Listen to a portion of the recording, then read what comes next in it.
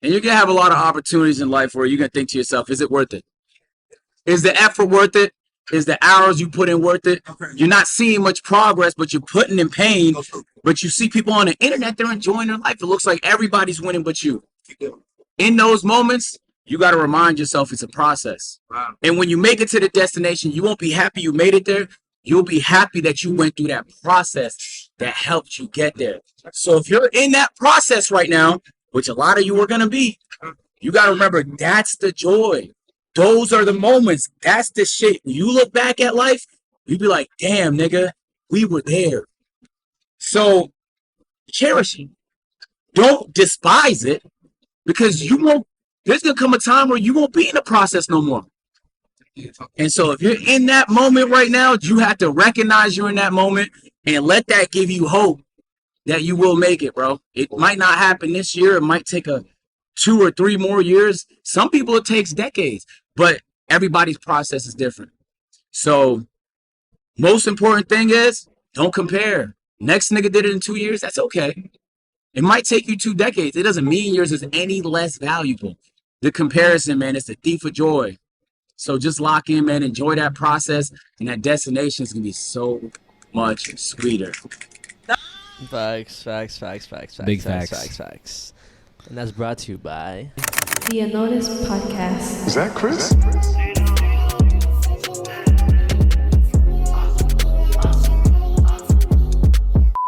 What's up, guys? Welcome back to the podcast that goes unnoticed. Welcome back to the spot. Don't make it hot. We love you, even if you love us or not. And welcome to episode 159. Shout out to all the listeners on Spotify, Apple Podcasts, Instagram, Facebook, YouTube, TikTok, and Patreon. Patreon's gonna personal shout out in the end. Fuck. And yo, shout out to you guys again for showing love on the previous episode. Honestly, it's been another crazy week. There's so much shit to talk about, from regular shit to I guess to your favorite segment, Unnoticed Going Dark. Another busy week too. But shout out to everybody who commented the recommendations on energy drinks, because a lot of people were saying this shit, and I guess it's true.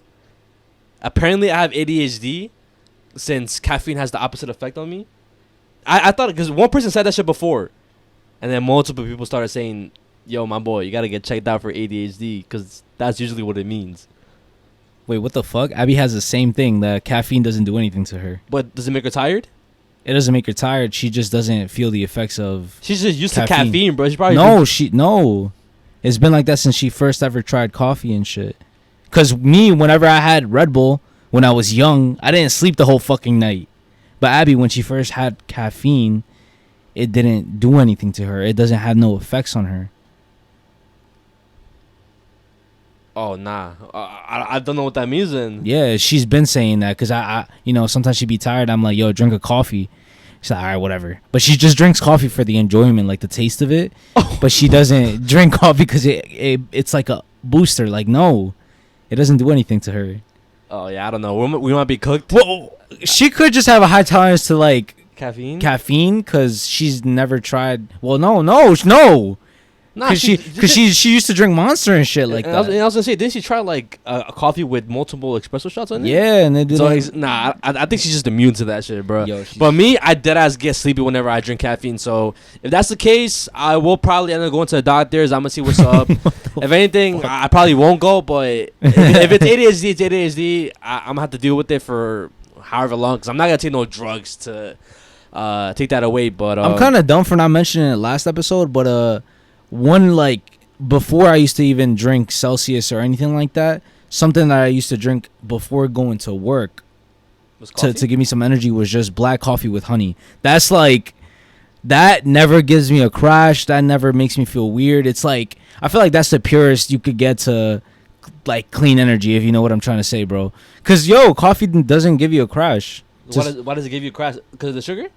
Yeah, exactly, because of the sugar. If you add anything else, then that's when it kind of fucks you up. But, like, just pure black coffee, you should try it, bro. Even though it's nasty, with the honey, it kind of balances out. So, all right, so I'll try it then. And the honey also gives you energy. People use that for pre-workout or like runners even use that as well. Another thing that happened. Wait, so hold on, my fault. So you stopped completely using like anything? Yeah, bro. Before here, I was like, yo, low-key, I'm about to take a Celsius before like coming before coming, so I could have more energy and shit. But I was like, nah, fuck that shit. Like it was like the devil talking to me, and the only reason why I didn't take it was because it was already too late. I didn't want to stay up if it did give me energy. Bro, somebody sent us a message saying like there was a guy talking about Celsius specifically, how it gives people heart attacks and shit. Oh yes, it's the guy who's getting sued by Celsius. Yeah, I'm not. I'm gonna stop drinking that shit, bro. Because I've been seeing a lot of clips on TikTok and a lot of people talking about how Celsius is bad and how there's so many other options that you could have other than fucking Celsius. So GGs were cooked. Fuck that shit. But another thing that did happen this week that was it was kind of emotional for me, but mostly for my mom.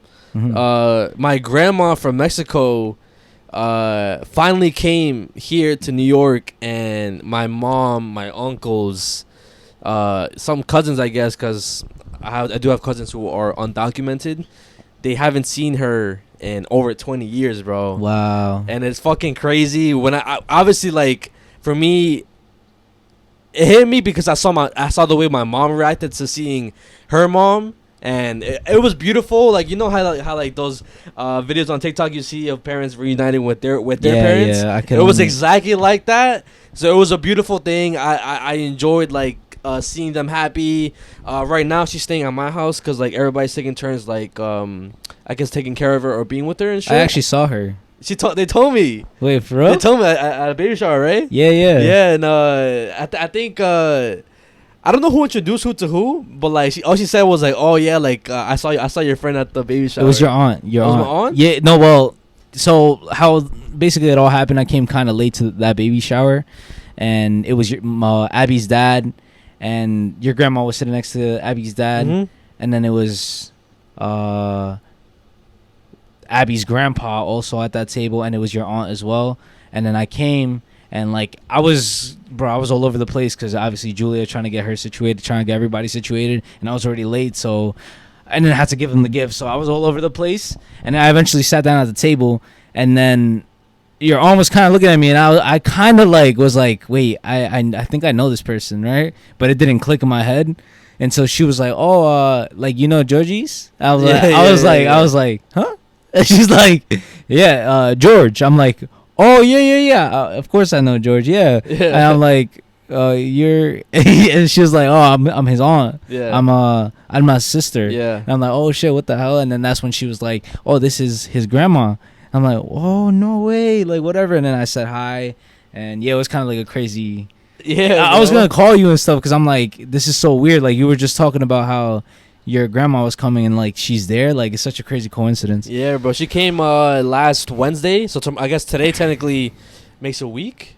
Yeah. It's been a week since she's been here, and I'm not gonna lie, like I haven't had that much time with her, even though she's at my house, cause like I usually be busy with like the gym and then going out. I worked earlier today, but she's pretty funny, bro. She talks exactly like the way my uncles talk, and it's mad funny, like seeing her react to certain things. And overall, it's my first time having something like this, so I don't really have much to say, but just like I'm enjoying it. I do have something for you guys though, cause I also want to ask you this too, if you're down, cause I asked her like, yo, would you be down for an interview, a quick interview, maybe like 20-30 minutes, cause I know you probably have seen some scary stuff in Mexico, some paranormal shit. So like, I asked her like, would you be down if I interview you for a couple minutes? You could talk about your life over there, and then you talk about some scary shit. And then she was like, "Yeah, I'll do it." So if you guys want, we could drop it whenever we hit 100K. We could be part of that episode. That'd be cool. Could be like a little segment into the episode. If y'all want, I could get it done. I feel like we should do it. The only thing is, we would probably have to do it in Spanish, right? Yeah, but I mean, it's just mostly like just questions and just asking her about certain shit. I mean, I wonder how that would work for like the episode though. What do you mean? You know what I mean? Like, because it's Spanish? Yes. Probably what we would have to do is, I guess, explain. Because obviously there's a lot of people who don't speak Spanish. Because whenever she tells a story, some people are listening and they're going to hear her speak in Spanish. And if they don't understand Spanish, we're probably going to have to just like reiterate whatever she said. You know, like say, oh, yeah, so for those of you listening, she said she saw a fucking ghost or whatever. You know what I mean? Yeah. So, I mean, but it's still possible that we could definitely do it. And if you guys want to see that, comment it down. y'all want to see that, I for sure would be down to do that because it's gonna be the closest thing we could get to Going to Mexico and interviewing somebody. Yeah, like that's somebody who's lived there for their whole fucking life. Yeah. Their whole life. Sorry for the fucking, but their whole life, and they experienced that shit. You know what I mean? So that'd be fire, bro. That's crazy. Yeah. So let me know, guys, if you would like that. I'm just hoping to I guess bond with her, cause. That's your first time like meeting her? Yeah, I've talked to her through the phone, obviously, and stuff like that. But I've never seen. Well, and I knew how she looked, but I've never met her because I never went to Mexico. So surprise, whatever. I never went to Mexico, but after meeting her, I'm actually thinking of actually going and going to wherever my mom grew up. That's fire. With my other cousins and shit. And was it like?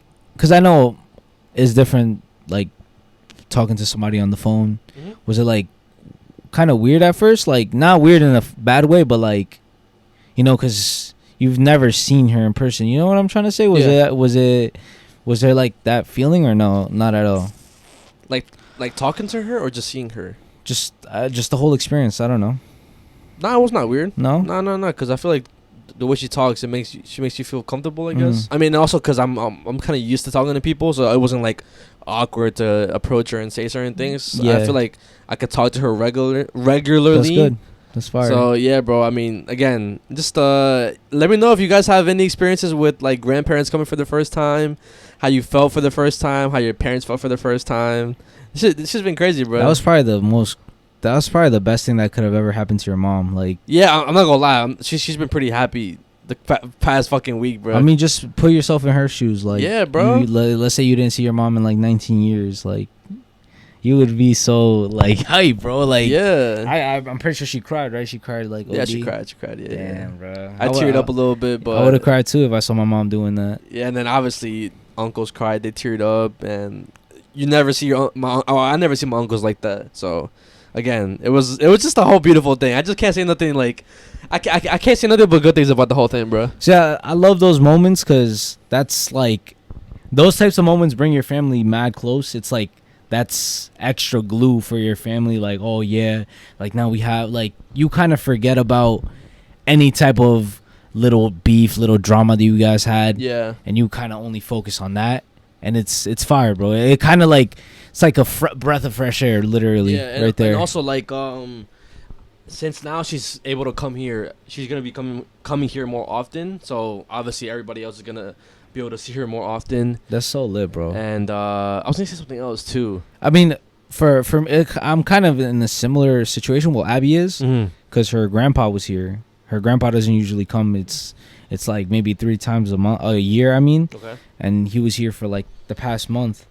And he just left 2 days ago, and it's kind of like it's so like it makes me anxious and stuff because whenever he is a little bit older, and I'm not trying to like bring any bad vibe, but obviously like they like I feel like they're scared to like let him go back because you know what I'm saying, because he is getting older, and they keep telling him, oh, like make sure you come back.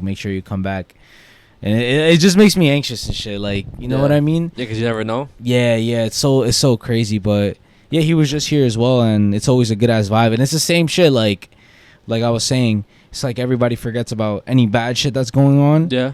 And it's like a blessing that family members from across the fucking literally almost across the world are here, and you're vibing with them. Yeah, and also like I don't have to feel guilty about my mom not seeing her mom no more, because usually whenever for a long time I usually felt guilty for not being able to provide for them and make them see like their parents. Yeah. But now my mom was able to see her mom before she died, so it's like, wow, that's one less worry off my back. But one thing that like this whole thing made me realize too, so when she first got here, we were at my aunt's house, and I was with, it was my aunts, uncles, cousins that I don't usually see. And growing up, I was pretty close with them. And then I guess as time flew, I became less close to them. I became close with other cousins. But obviously her being here made me want to make that bond stronger than how it usually was. And while I was talking to my cousin, he he talked about, I guess, whenever we were younger, right? And this is something that I never really like knew, like I guess thought about until now. So I never realized how, I guess, good I had it, like growing up, like whenever I had like I had games, internet and shit. And he told me that, yo, the only times that I would, I guess, have internet was whenever I went to your house. Wow. And it's the same cousin that put me on to like my music, the movies and shit. So I was like, yo, you don't realize certain shit until you're older, which was like fucking crazy. That is kind of crazy. I mean, I guess I have something similar, but like, for example, some of my friends, they said that they never got like weekly salary. I never got weekly salary. You see, like, yeah, like I would get $20 to $30 a week. Like, for doing chores, I'm guessing, or no, just for what? Just cause? Just cause. Really? Just because my mom was like trying to like give us money or whatever. I guess trying to make us learn how to use money. Oh shit! But you know, I would go to the deli and like use it like fucking waste my nah. But it was so stupid though, cause like I would fucking the same day I would get it. It's the same thing I would spend that whole shit, bro. Like $20 at the deli, bro. You would feel like a fucking millionaire. Like you could buy everything and shit. But that's definitely something that happens. You don't realize that, you know, you're obviously. It's because your parent. Like I feel like Mexican parents and Hispanic parents sometimes they make it seem like you have it all. Like they just. You know what I'm saying? Like they want to provide that type of lifestyle where it's like you feel like you don't need anything. Of course. So you don't realize that like it's normal to you. Yeah. Right? And you're but it's kind of toxic though a little bit, cuz then like it's like they kind of spoil us. So we become a little bit unaware of how blessed we are, if you know what I'm trying. Yeah, you know what I'm trying? Yeah. But I don't think it's that. I think it's just them just trying to give us their life that they didn't have. So it's well, I feel like I got spoiled and you like think, I took it the wrong way. Yeah. Well, I feel like in a sense I got spoiled, but at the same time not really, because I didn't have everything. I just had certain things that they could get. I mean, I had all the gaming consoles besides Nintendos and shit like that. But yeah, bro, it's just you see, but like you shouldn't have that thought that but I could have this. Yeah, you're looking right. So that's kind of spoiled. That you is know? spoiled. Because I've seen kids get just a soccer ball and then they're the happiest kids ever. But I know if I was younger and I got just a fucking soccer ball, I'd be like, "Where's my other stuff?" Nah, you see what I'm trying to say? It's a little bit toxic. Like it's like a double-edged sword. You got to try to teach your kid, you know, because bro, parents. I feel like our like Hispanic parents specifically, they don't want to even like mention or just put that stress on their kids, saying like, "Oh, we're broke," or "No, we can't afford it," or we don't have the most money. Yeah. So they kind of just don't talk about that at all. So you don't ever think about it. But I feel like it should be mentioned a little bit. You know, like we're not the richest, but like appreciate what you have. You know what I'm saying? Yeah, I mean, I don't know. I guess maybe they just didn't want to scare us. I don't yeah, know, bro. It's crazy. It's a complicated thing. Another fucking thing, bro.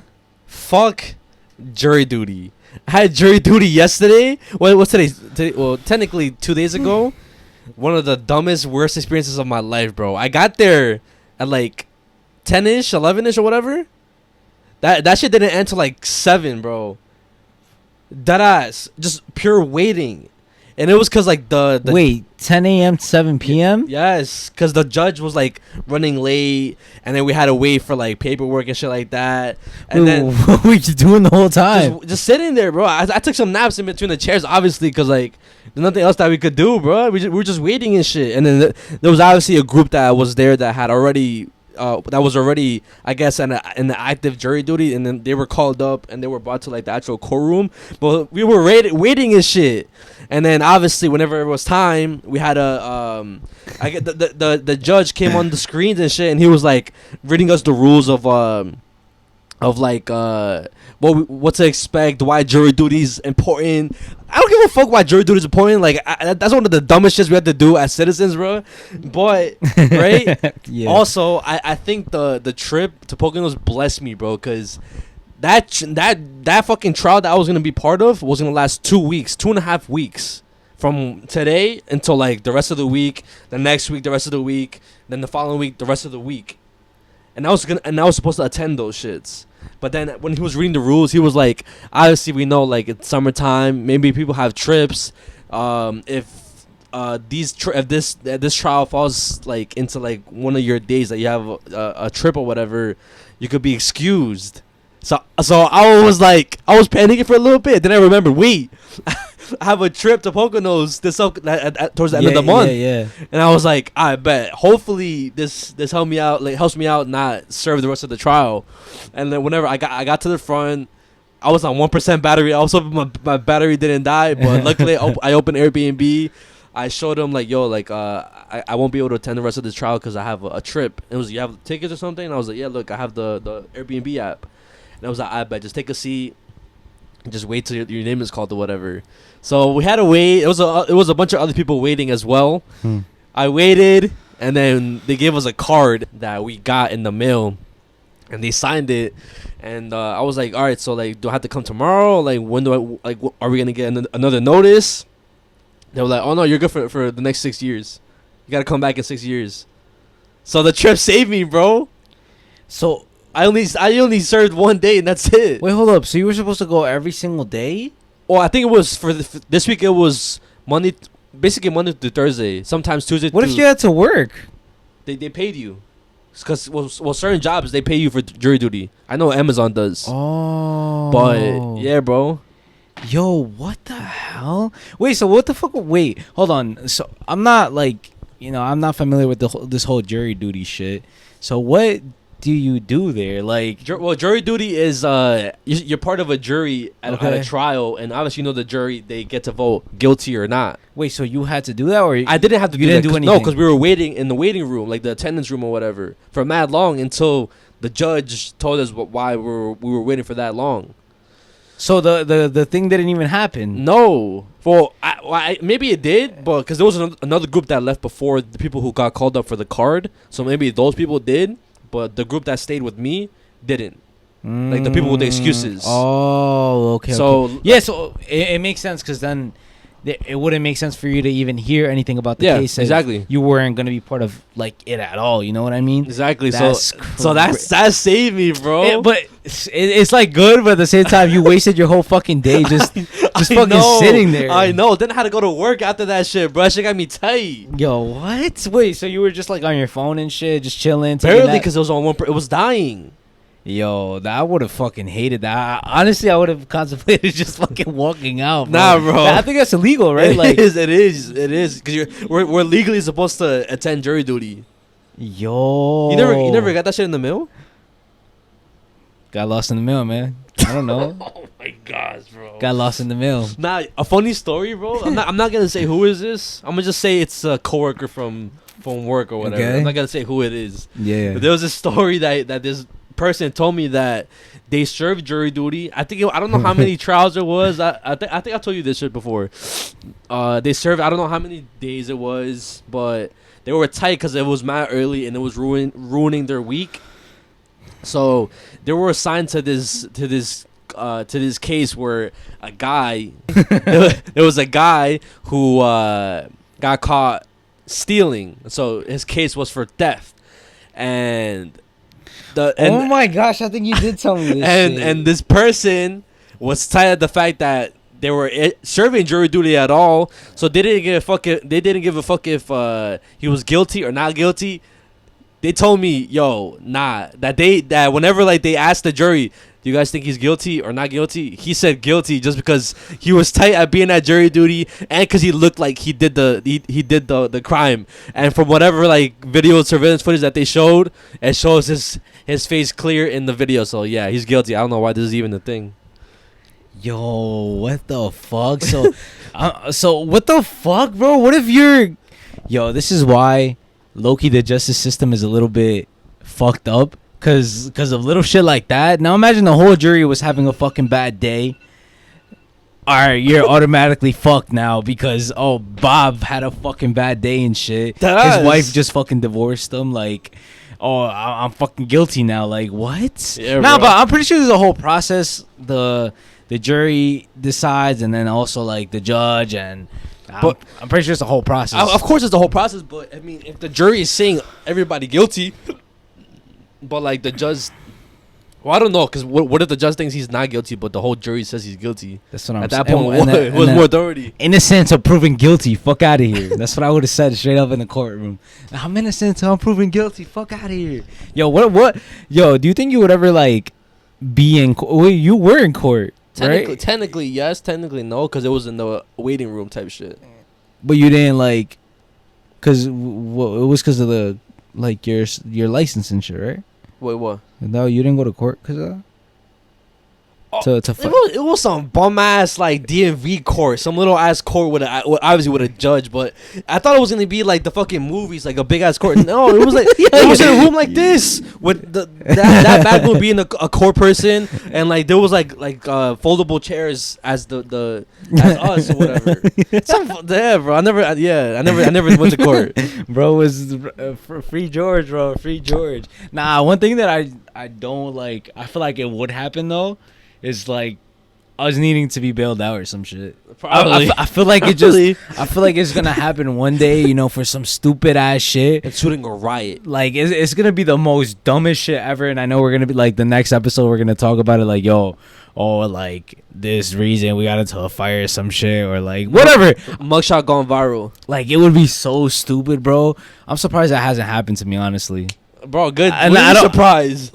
I'm surprised. No, bro. Obviously, bro. Obviously, I'm saying like I don't wish it. I don't want it to happen. God forbid it happens. But I'm just surprised because I feel like I just do a lot of stupid shit sometimes. Let's get into some more positive shit. Yeah, go. Right? I know what you're gonna say. Superman. We just recently watched Superman release day 2, which sometimes we don't usually. We went on release day. You know that, right? Some of them we do. We went for a release day for every Marvel movie, right? Yeah. But sometimes we're like, oh, the next day or like the day after, because sometimes it releases on Thursday or like Friday. No, they always release on Thursday night / Friday. We don't usually go to the Thursday night though. It depends. No, never Thursday night. But I'm just saying. That's what I'm saying. We never go to the Thursday night. We go to like basically release day, but like I feel like the Thursday night is like pre-release or some shit like that. But whatever. Anyways, we went to release day of Superman. And spoilers ahead, of course, because we are going to talk about spoilers. And I'm going to be honest, I did have a lot of high expectations. I already told myself, because I was seeing a lot of people who already watched it, like on TikTok, saying, yo, this is a good-ass movie. This is a good-ass movie. Yo, honestly, like, this is one of the best movies of 2025. Mm-hmm. So I went in there with some high-ass fucking expectations, bro. I'm telling you right now, I wanted this shit to be on some, like Marvel level. Like, I'm talking about, like, fucking good as fuck, bro. And it is your favorite superhero of all time. Yeah, exactly. So I was going in there with the highest of expectations, bro. When they met, I was not disappointed, bro. Everything was met type shit? Everything was met, bro. To literally what I went for is literally what I got. And I wasn't mad, bro. I mean, me not being a Superman fan, I never was really into the comics, not even like no games, not even the movies, because I watched Man of Steel, but it didn't really catch my attention. Like I thought it was all right. I was more into like the Batman movies. Even then, like I prefer I prefer the Batman movie over the Christopher Nolan Batman movies, Dark Knight. But anyways, what the fuck? This surprised me, and it made me actually want to watch more movies about Superman and shit. Even like the Justice League and shit. Yeah, it made me care about this universe. That's crazy. Before I didn't give a fuck. I literally was all Marvel. Now they hooked me, bro. I want more. So like, do you think it was? So low-key, thank you, James Gunn. Like yeah, for sure. You know what I'm saying? Like obviously Superman is a good ass character and shit. Like I feel like DC is just fire as fuck. Yeah, of course. But we've seen a lot of people already try to do DC, and that obviously has been good. But every single time Superman comes, it's just a fucking flop. Yeah. So I'm fucking thankful. Finally, somebody did this shit fucking right, bro. And people are finally showing love. I was so tired of people like saying, yo, this shit's ass, Man of Steel's ass. You know what I'm saying? I was so tired of fucking hearing that. I was so tired of hearing like, like the Justice, what was that, the Snyder universe. yeah, like that shit, like, oh, it was so fucking ass, like, you know, like the Snyder cut is better, like it was so fire, like it needed that, like whatever, like, bro, I was so tired of hearing any sort of like hot take or like basically people just shitting on it because it wasn't good. Yeah. Me, it's like it's really hard for something to be ass. I'm just gonna, if I like it, it's hard for me to not like it. So you like the Man of Steel movie? Yeah, I liked every single one. I liked all the Justice League shit, even Aquaman, even though I don't fuck with Aquaman at all. Like, I loved all of the DC shit that came out recently, but it's only because I'm a like DC fan. Okay. You know what I mean? So like I said, it's really hard for me, and I understand like the takes that everybody was saying, like why it was ass or why like people didn't like it. Man of Steel? Yeah. Okay. Why people didn't like it. I understand it, but I was never one of those people who said it was ass. Okay. But this is definitely way better than Man of Steel and everything that has come out before that, bro. What the fuck? You don't wait. What? No. I'm just saying, like, because some people don't agree with that take. Because I've seen obviously the people. Well, I can't really say nothing because I just don't really like those movies. Yeah. There's only like I mean, did you watch them though, right? Not all of them. I only watched the Snyder cut. Did you watch Man of Steel, the first one? Yeah, I did. All right. So do you think it's better than that movie? Hell yeah, I do. But I'm just saying. There you go. Because there's Snyder fans who defend Man of Steel, Henry Cavill, to the death of them, bro. Like that's all they care about. But you see, but the thing is that I hate about like those types of people is like, I feel like they just hold on to like they're what's that shit called? Blinded by nostalgia. Yes, it's like the same shit with like Toby. Like, all right, this is low key like, all right. I don't think it's hot take. I don't want to say it like, I don't want to say it wrong. It's like because there's certain people who, if there's a new Spider-Man, they automatically just mention, oh my gosh, Toby's better, bro. Like, like, you know what I mean? Like, shut the fuck up, bro. Like, it's the same thing with Batman. It's the same shit with Joker. Yeah. It's like, oh nah, Heath Ledger's Joker's better, bro. Like, I don't give a fuck, bro. There's never gonna be a better Heath Ledger. But the thing is, like, Joker. But the thing is, Heath Ledger's Joker is really, really good. All right, bro. You see what I'm saying? All right, look, I understand. Tobey Maguire, Heath Ledger, fucking Spider-Man, Joker, fucking top tier. Same shit with Henry Cavill when he was Superman. Yeah. Honestly, I feel like that's literally Superman. Like, that's bro. If you picture fucking Superman, that's that motherfucker, bro. The new guy literally looks like him, just a little bit different. Okay. You know what I'm saying? So Henry Cavill is literally Superman. Right, so I see why people were so attached to him. Bro literally looks like him, is built like him. That's motherfucking Superman, right? Yeah. But the same shit happened with the whole Andrew Garfield shit. Cause bro looks exactly like Spider-Man. Yeah. Bro is Spider-Man. Yeah. But what happened? They just didn't do him. They did him dirty. They did. They did him dirty, bro. Like the writer. He did it. He did everything right. He did everything right. But like you said, everything around him just wasn't right, bro. And it was too. And the thing is, but the thing is with Andrew Garfield, it was kind of like everybody noticed when it was too late. He was already not even like it was. Everybody noticed whenever it came time to No Way Home. Whenever Tom Holland was already Spider-Man for like mad movies already. Like I again, you knew since I fucking knew since the beginning, bro. I'm an Andrew Garfield defender since whenever that movie came out, bro. I went to go see it in theaters. I didn't get to see the Amazing Spider-Man 2, but I've been the fucking defender. But go back to fucking to Superman, right? Yeah, I don't know, but like it's good that we're having like bro, because everything ties into everything, bro. Trust. But again, I just think this whole like. I like the way this universe is going. Mm-hmm. I even like the Justice Gang characters. What's his name? Guy Gardner. Yeah, Green Lantern, Hawkgirl, and what's his name? Mr. Terrific. Bro, I never even knew about these people, and they're fire. And I know apparently I didn't know Guy Gardner is like one like he's not well maybe he is loved or whatever, but he's not the main obviously Green Lantern. Mm-hmm. But I actually fuck with Guy Gardner and the actor who played Guy Gardner, bro. Nah, I mean he did. I feel like everybody in that movie just delivered, bro. And I think that's also thanks to James Gunn, bro. He knows how to cast, and I guess he knows how to handle multiple characters in the movie, bro. Because there was a lot of characters in that movie. Mm-hmm. But it was all balanced out, and it didn't seem like there was a lot of characters in the movie. That's honestly, bro.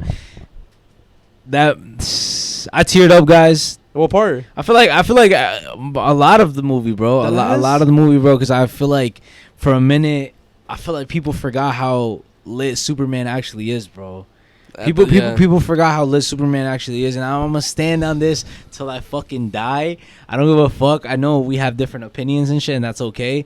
But I'm gonna stand on this till I fucking die. Superman is literally the fucking thing you think of when you hear superhero. You know what I'm saying? So it's like motherfuckers finally getting love. People are finally realizing, even though we're gonna get into like how there was a little bit of controversy after, a little bit of hate, whatever going on with the whole movie and shit.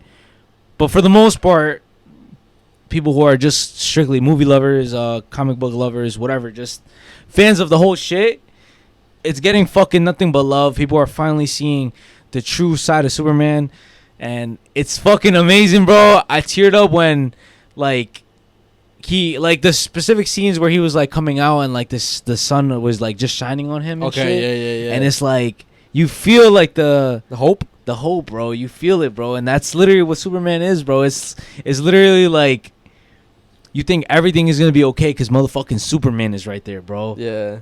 You know what I'm saying? Superman's here to save the fucking day, bro. And that's who you want to be as a kid, bro. You want to be like awesome. Like I'm here now. Like, you know what I'm saying? Like, I'm here to save the day. And what was your favorite scene of the whole thing? Yeah. The scene where the little kid, he's like raising the flag, like the flag, and he has a Superman logo, and he's just kind of like, oh, Superman come. But Superman doesn't come, obviously. Green Lantern, everybody else comes. Yeah. Oh, sorry, Superman couldn't make it, but sorry, you got an upgrade. that was fire, bro. That I fucking love that scene, bro. My favorite scene. I'm surprised. Maybe you did tear up at this scene. Whenever he saved that woman from the bridge. And then, like, obviously she looked in her rear view mirror. He sees him in the sky, and that's when his theme song plays. Yeah. Bro, I feel like any scene when the theme song came on, that was this peak. It was fire as hell, bro. Yeah. I also liked it when he basically started going. It's like he kind of stopped holding back. From when he was Ultraman. Yeah, when he was fighting Ultraman, and then the rest of like those.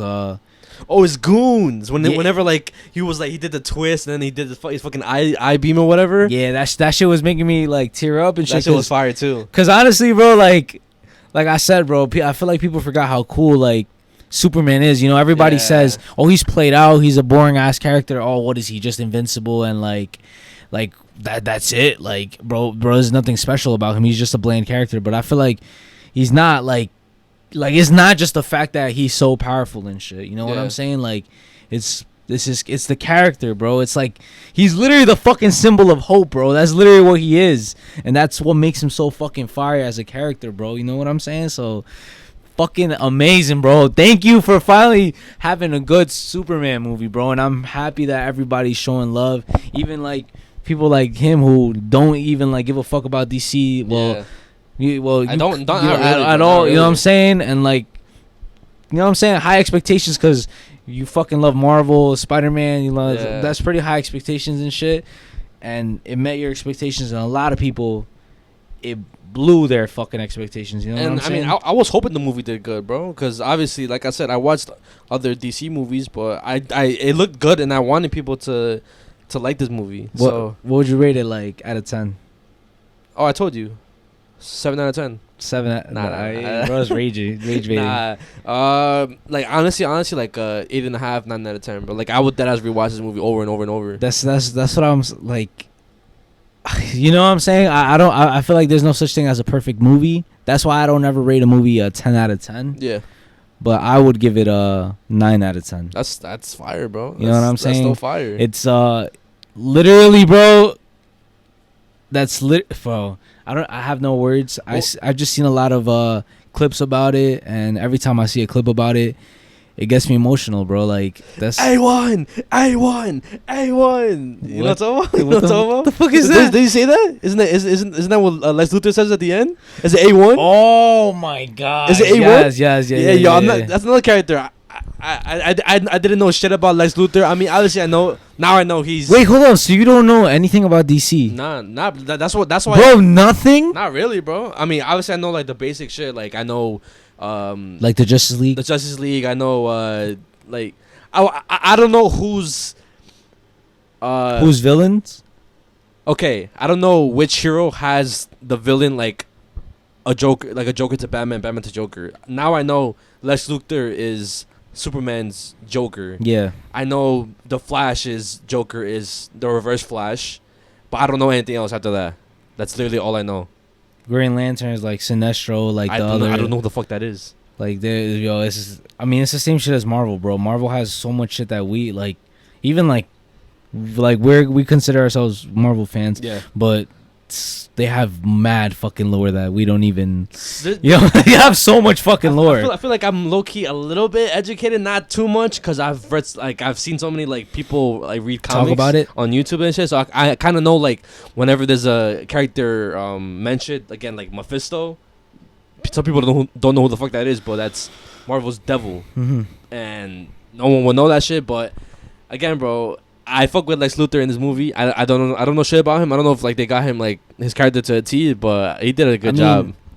Yeah, yeah, they did. The only reason why I don't like, because for the past few movies that they had like Lex Luthor or some sort of person trying to be like Lex Luthor or whatever, is the only thing that's missing is like him having a couple like I feel like his face has to be more like hard. Like I don't know. Chiseled? I don't. Yeah. Like that's the only thing that I feel like they haven't gotten right. They probably did this actor only because he's still pretty young, and they probably want to cast it for like a long time. So maybe by the time this whole DCU shit ends, he'll probably end up looking like the way you want him to look. Yeah, because that's how I've seen him in video games, fucking comics and Yeah. shit. It's always like a chiseled ass fucking face and shit, and like you've never seen that. I seen his character on and whenever in comic books and shit. No, not comic book. Whenever we went to Six Flags, like how it has like those cutouts. Yeah. Let's You've seen him, right? Yeah. You know what I'm saying? So I knew he was bald. He looks fucking, badass and shit.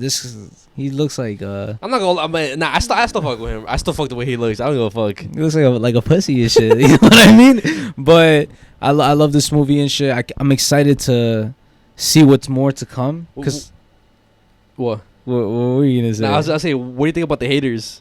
Like, and like the people like saying Like- how like this shit was mid. How it's not all that. There's a lot out there too. You know what? I feel like it's just me repeating the same shit that I say every single time when it comes to haters. People are always gonna have something to say. Yeah.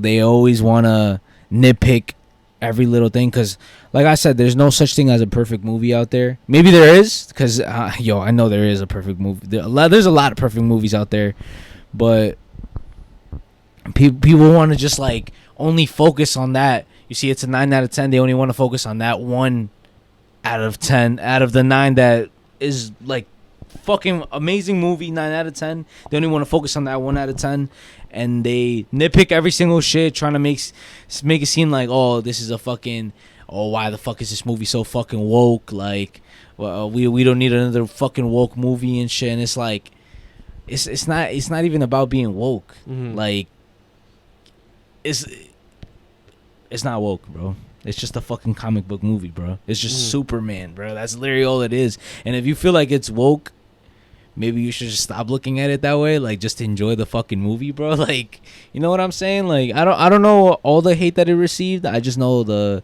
controversial side of it, like what it received and shit. The shit that I've seen is just people comparing it to the Snyder Superman. People saying how it's people are overhyping the movie, saying how like it's not as good as people are saying it is. It has its flaws. Obviously, it has its fucking flaws, but that doesn't mean it becomes like a 5 out of 10 movie. That I feel like that's a dumb mentality, and they're just sticking with, I guess, emotion, but at the same time, like, they're saying, "Oh, this is not Superman. This is not what Superman is." And I know you fuck with Superman, so and you tell me that this is what Superman is. I was like, Yeah. who's actually the fucking Superman fan? You see, but this is the issue though. Like when it comes to comic book characters, there's such things as variations, bro. You know what I'm saying? And, Okay. And even I hate to bring this up, bro, but it's just the most perfect example. The 3 Spider-Man. Yeah. Like every single one has its own like uniqueness to it, bro. You know what I'm saying? And it doesn't make this one more special than the other. It doesn't make this one less. You know what I mean? All 3 of them have their own shit that it's like, I bet if you take this and you take this and you take this of this, you know, each of them did something good. Yeah. It's the same shit with these 2 Superman. You know what I'm saying? Like the first Superman, obviously the action and the way the way they demonstrate Superman's powers in the Snyder cut is like you feel how powerful motherfucker is. You know what I'm saying? You feel like, yo, this shit is really Superman. Okay. You know what I mean? And obviously he looks like him, and it's fire. I never hated like the Henry Cavill's. It's crazy how now we say that there's 2 versions of Superman. Yeah. You know what I'm saying? But Well, I mean, there was more before though. yeah, exactly. You see, people are fucking dumb. Yeah, there was. Wait, there's a lot. But whatever. We're just talking about these 2, right? So it's the same shit. There's 2 different versions. That one's a little bit more dark, a little bit more like power oriented. This is more like message and like more like comic book feel. I feel like. Wait, how's the message? Because it's more like it's showing like the hopeful side of shit, like how it's focused more on character. You know what I'm saying? Like how he's everybody sees him as what he's supposed to be, and this is what he really is, or this is what he should be, but this is what he really is. So it's more like that. You know what I'm saying? It's more like relatability. Okay. The other one, it was more just like straight, this is motherfucking Superman. You know what I'm saying? So I seen somebody say how the reason why they liked Henry Cavill Superman more was because he wasn't like a regular Superman. Like he wasn't like the original, how he wasn't a comic accurate Superman. That's why he liked that. You see, but I don't know why people even compare though. Like it's like they're 2 different. It's just 2 different versions, bro. Like just leave it at that. You know, like you're not gonna have. It's like, bro, it's gonna get boring after a while. Just keep getting a repetitive. Oh, this is this boom, boom, boom, boom, boom. You know what I'm saying? Yeah. It's like, just enjoy it, bro. It is Superman at the end of the day, bro. They didn't do anything wrong. Yeah. With this Superman, they didn't do anything wrong. With the last Superman, whatever, they didn't do anything wrong either. So it's like, just different tones. Like, yeah, like literally, bro. It's like, just enjoy it, bro. That's what it's there for. It's not there to be compared or to be fucking.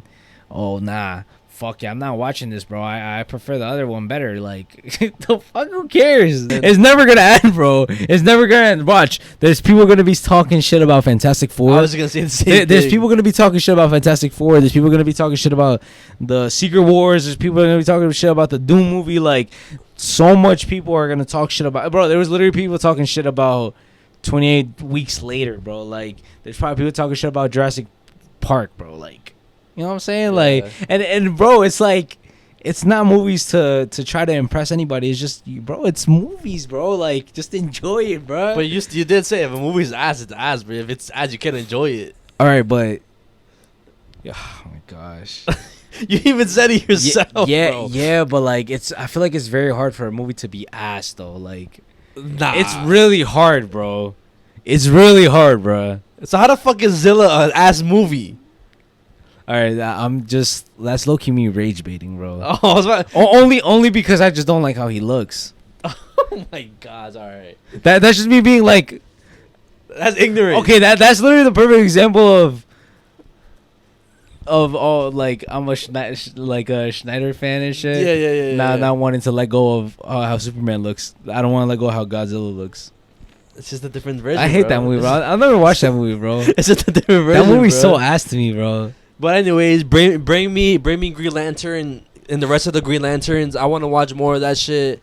And yeah, Green Lantern's my second favorite DC superhero. Actually, yeah, second favorite. Something else that happened that you were obviously watching, which I was kind of surprised that you were even fucking watching it, because usually I'm the one who brings up Love Is Blind. oh my fucking Too Hot to Handle. Oh my fucking guys. But you know, the show that everybody has been talking about, and we never even mentioned it on the pod yet, bro. if you ask any of your friends, maybe even your mom has been watching this, Love Island. My sister put me onto this shit, bro. Everybody's watching this shit, bro. Everybody. Well, was watching it. It's already over. Yeah, the finale was a couple days ago. On Sunday, but I went up to restart it, right? I'm not bugging. I thought to make sure if it was like at low numbers, then that means I did. Oh, it's at 48 seconds. Okay, yo, I'm bugging, bro. No, I didn't even realize you like. All right, whatever. But Love Island, Yeah. and shit. I guess from beginning to end, any takes, any hot takes, any observations. Go ahead. I'm not gonna lie. I have a lot of hot takes on that on the whole show, but the main hot take that I was getting my sister triggered because she's like a what's call it, a defender of these two, Nicolandria, whatever, like Nick and Alandria. No way, bro. I'm not gonna lie. I think that's like a forced ass relationship, bro. No way, she's a defender of them. Yeah, bro. Also, so you don't fuck with them either? Like you think it was like forced also? Yes, bro. Yeah, bro. I don't give a fuck because she keeps telling me, "Oh, Nick chose her in the beginning, this and that." I don't want to hear none of that bullshit, bro. Because if he really wanted her, they would have got together in the beginning. He wouldn't have went to the other people. Because in reality, he really wanted Ciara until she got kicked off for saying like some derogatory word online or whatever. But it was always gonna be Ciara with him. And at that point, he was like, "Oh, nah, I'm trying to win some bread, bro. So let me go to the next person who might have a chance with, Alandria." And then somehow oh my gosh, like why wasn't it us from the beginning? Like was there like there were so much signs? Oh my god, I don't give a fuck, bro. That shit, I'm gonna die by saying it. That shit was forced. Man, just being a hater. Obviously, it's just a show. From what I saw, it looked forced, and. For a little bit of context, for those of you who don't know what the fuck we're talking about. Yeah, break that shit down. So recently, there was a show. Well, this show has been going on for a while now, bro. I'm talking about years and shit. This show has been going on for a minute. Yeah. There's like over... This is 7th season, I think. Yeah, there's... Or 6th. Yo, and the older seasons have... Like, some of them have like 50 plus episodes, bro. Like... Jeez, oh yeah, God. you know what I'm saying? Like, bro, the show has been going on for a minute now. 7th season, my fault. But...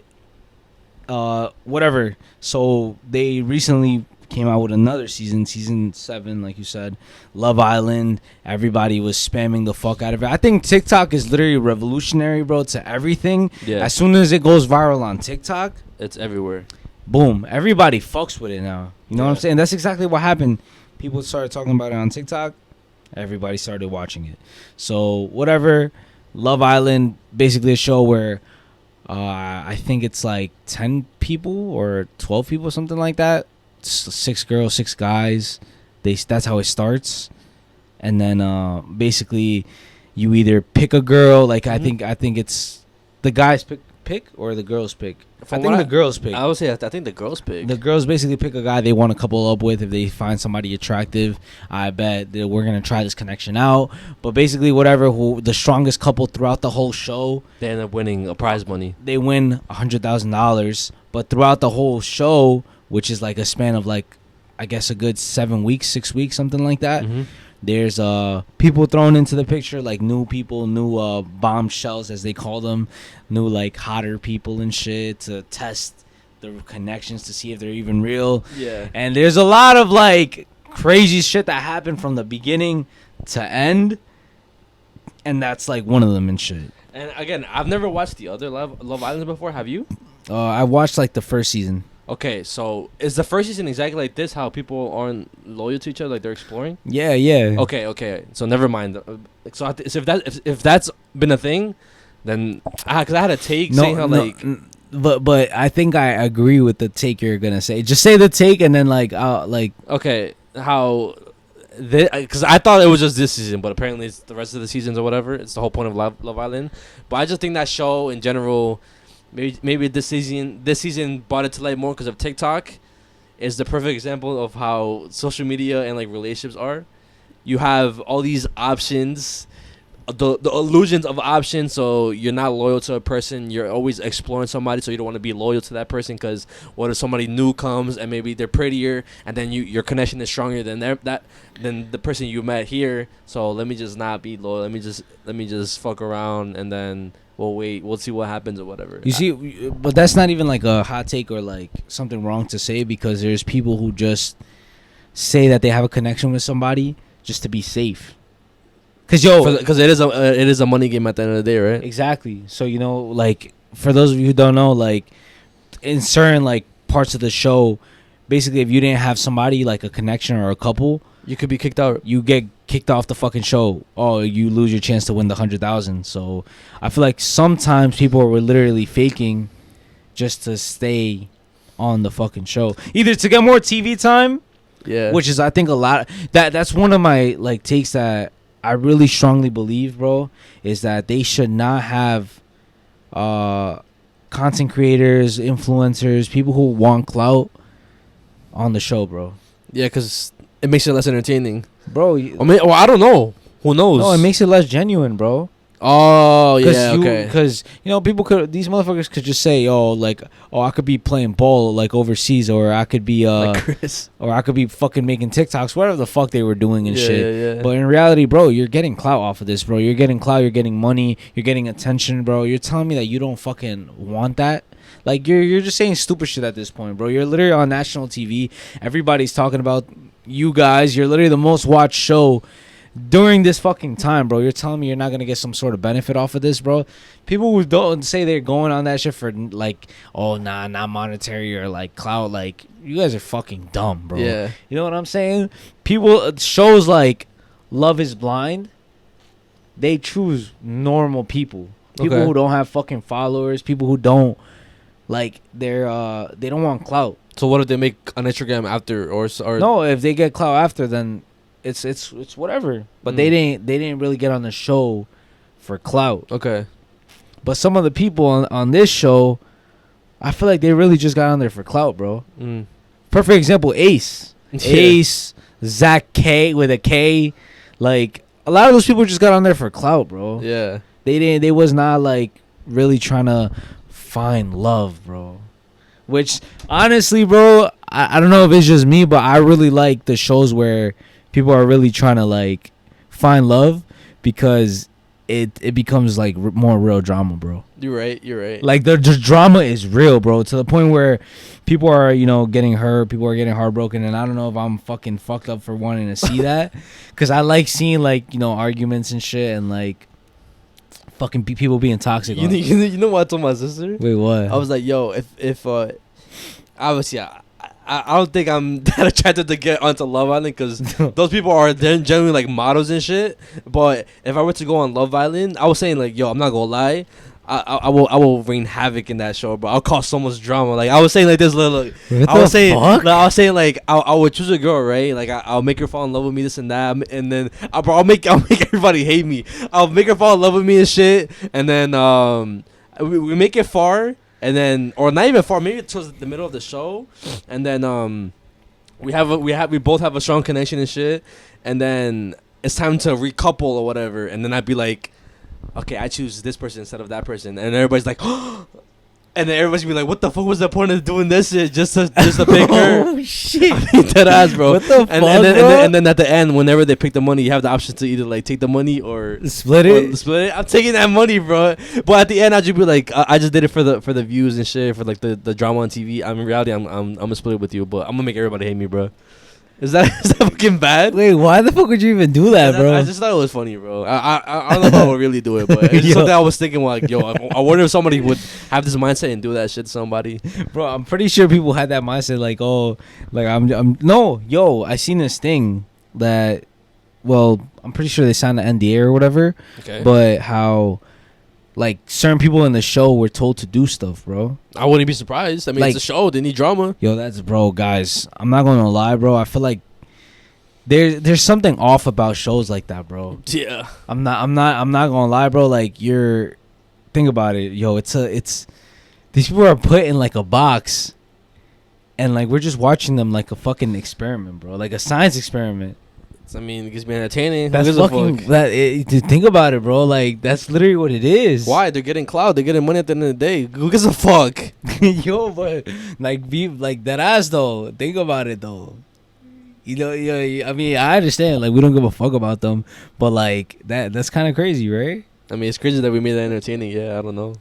Anyways, besides that, the show has a lot of toxic people. Yeah. Which I do want to get into it. Like, one of the main reasons why I do like this show is because it exposes a lot of bad habits of, like, not just the people in the show, but, like, it could make you realize, oh, maybe the person that I'm with or maybe somebody that I know is doing this or does this shit. Yeah. And then you have all these people who are backing you up and kind of making you realize, bro, this is not good behavior. I saw you talking about Huda. Oh, that she's like one example of it. But there's a lot of people on the show who you're are right. low key like they're all toxic, bro. They're all toxic. They had like, bro. I'm not gonna lie, people are like delusional and shit in a bad way, bro. But I'm not gonna lie, the shit that kind of just made me want to like think about toxic was literally the last episode with Huda and Chris. The end of the date, bro. Guys, this girl Huda, bro, she's been like the talk of the town on that show since the beginning, bro. And I'm not gonna lie, bro. I'm not like I hate Huda defenders and shit, but I'm gonna come clean. Huda's bad to me, bro. She's bad. She's bad as fuck, but she's fucking toxic and she's a walking red flag, bro. Do you think you were love bombed? Yeah. Plain simple. I think I was. In all complete honesty.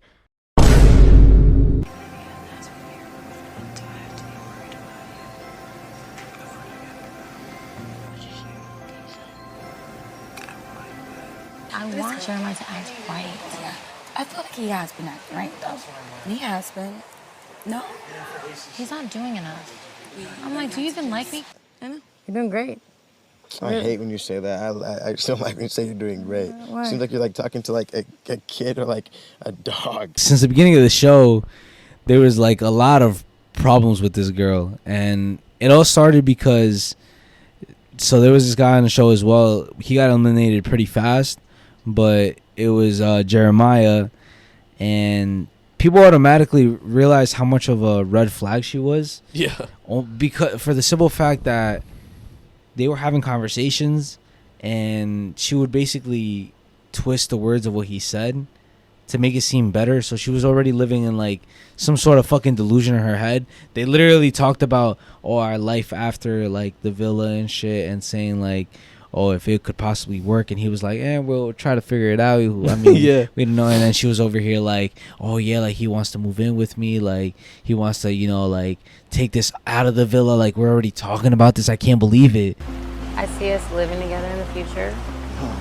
Potentially. He was just talking to me. He was like, yeah, because I was thinking about it. And, like, obviously, I want us to move in together and stuff. This is what he was saying? Yeah. Like, it's like, bro, that's not what you guys talked about. You guys didn't even talk. You guys just said, maybe it's a possibility. Who knows?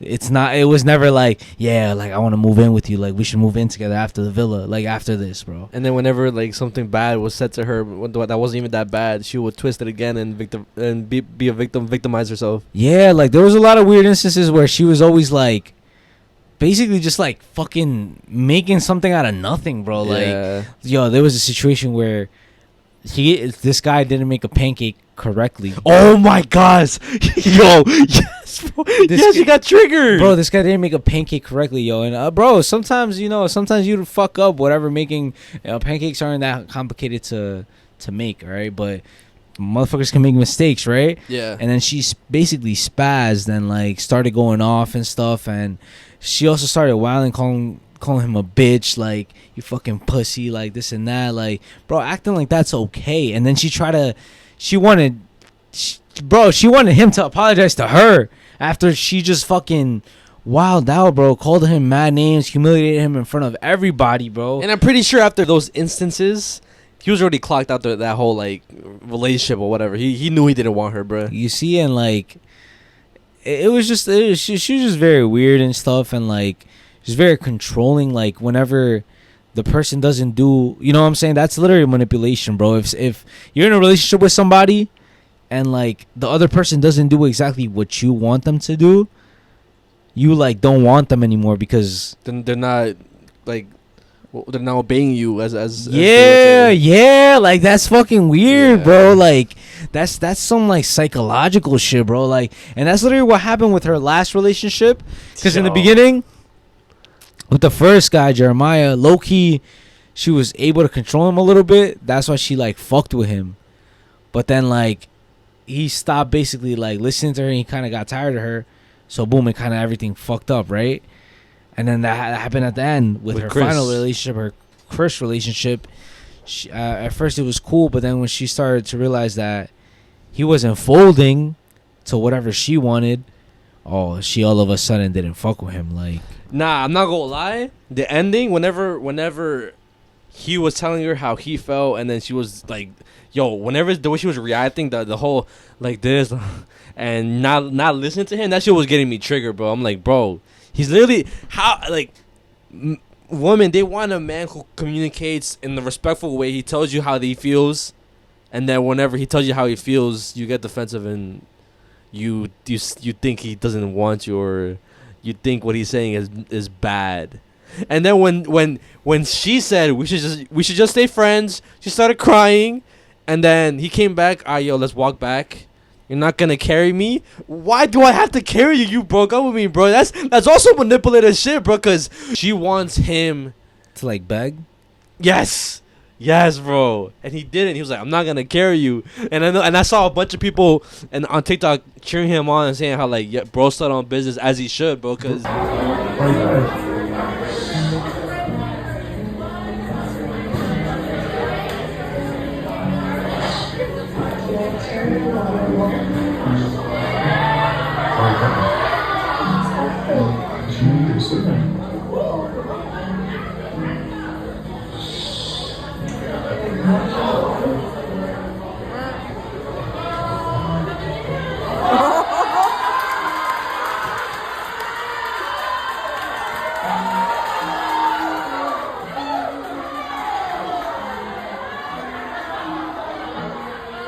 she was literally trying to manipulate him into feeling bad, bro. And fuck that shit. But you threw it off because of you didn't want to respect what he was saying, I guess his boundaries, and she tried to victimize herself by crying, bro. You see, and like I guess that's what I love about these shows. Like it teaches you how to make your relationship better when people like that fuck up on screen. It's like you're able to be like, yo, maybe maybe you could work on this, maybe we could work on that. Cause you see literally like everything that you're not supposed to do in a relationship in some of these people, bro. Yeah. And it's like lessons, bro. It's like something that you know what I'm saying? They like do the mistake for you, and you're like, you know what? Let me not do this. Let me not do that. Maybe I am a little bit selfish. Maybe I should listen to my partner more or whatever. Maybe I should be more lovey-dovey, more affectionate. Exactly. And like I feel like that's the best part about the shows, the show like that.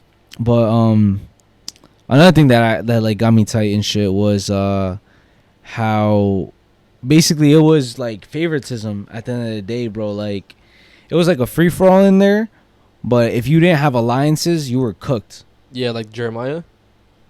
Like you automatically you were cooked, bro. Like if people didn't fuck with you in there, that's it. You could get eliminated only because the people in there don't fuck with you. Oh, you're gonna get voted out only because I fuck with this person more. We're gonna save them, so fuck you. You're getting out of here. Yeah. It's like, bro, how does that make it fair, bro? You know what I mean? I feel like the elimination should only be the people voting on the outside. But at the same time, if you were in that show, wouldn't you want your competition to be eliminated? It's a higher chance for you to win money. It is a money game at the end of the day, But I feel like it shouldn't be like that, only because then it's like, I feel like people on the outside should just decide everything.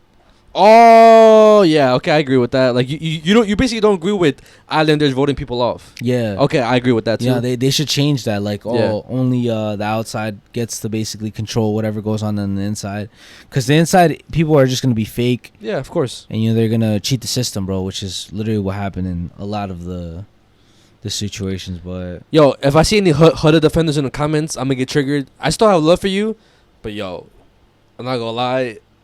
Yo, if you're a hooded guys, if your girl's a hooded defender, or if you see any women that are hooded defenders, run, bro, run. the only person that bro, it's crazy, bro. It's actually insane.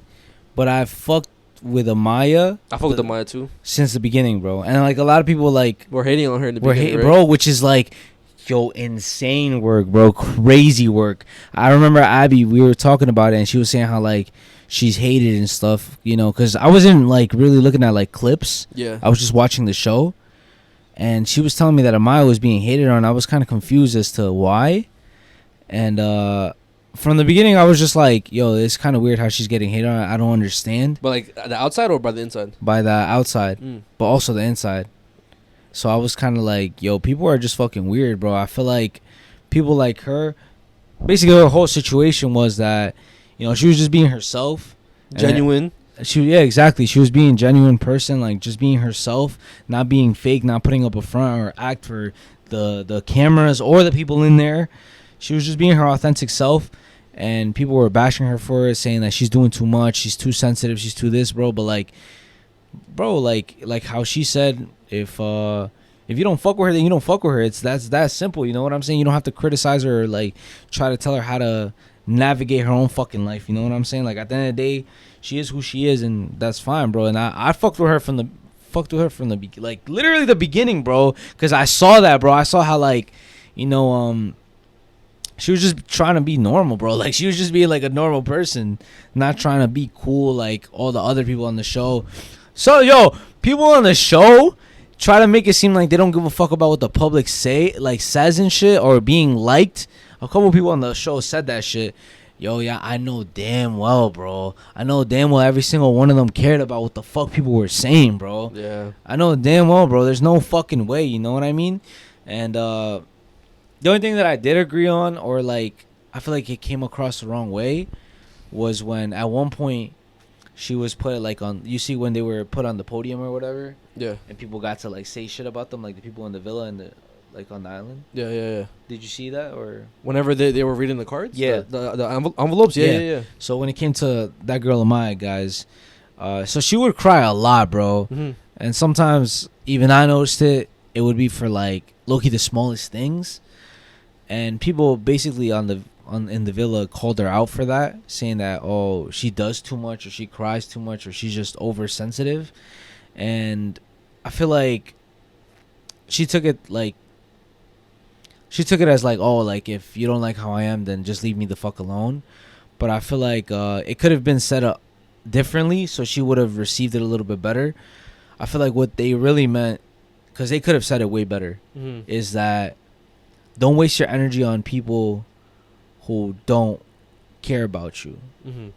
That's what I would have said to her, because I feel like she was crying too much, and she was being a little bit too emotional with people who didn't deserve that side of her, bro. Because at the end of the day, if you're crying and you're being vulnerable, that's like the other person got to you? Yeah, it's like people, that means that their energy affected your energy. And it's like you shouldn't let them affect you, bro, when at the end of the day they don't even give a fuck, bro. So it's like you're just giving them your energy, and they don't deserve that. They don't deserve to even see that side of you that is the authentic you, but they don't deserve it. I agree. So it's like don't cry at these motherfuckers, bro. You know what I'm saying? Like they don't even deserve your tears, bro. That's a good example when it comes to just haters. Don't listen to the haters, because they don't deserve your energy and shit. Exactly. Exactly. These motherfuckers know, like, there's barely haters on the fucking podcast and shit. But if you're a hater, it is what it is, bro. You know what I'm saying? It is what it is. We're not gonna fucking cry, and if we do cry, we're not gonna give you the satisfaction of you watching us. You know what I'm saying? Wah wah. Exactly. Like, we'll do that off screen where you probably won't even know if we do or we don't. Well, You know we what I'm don't.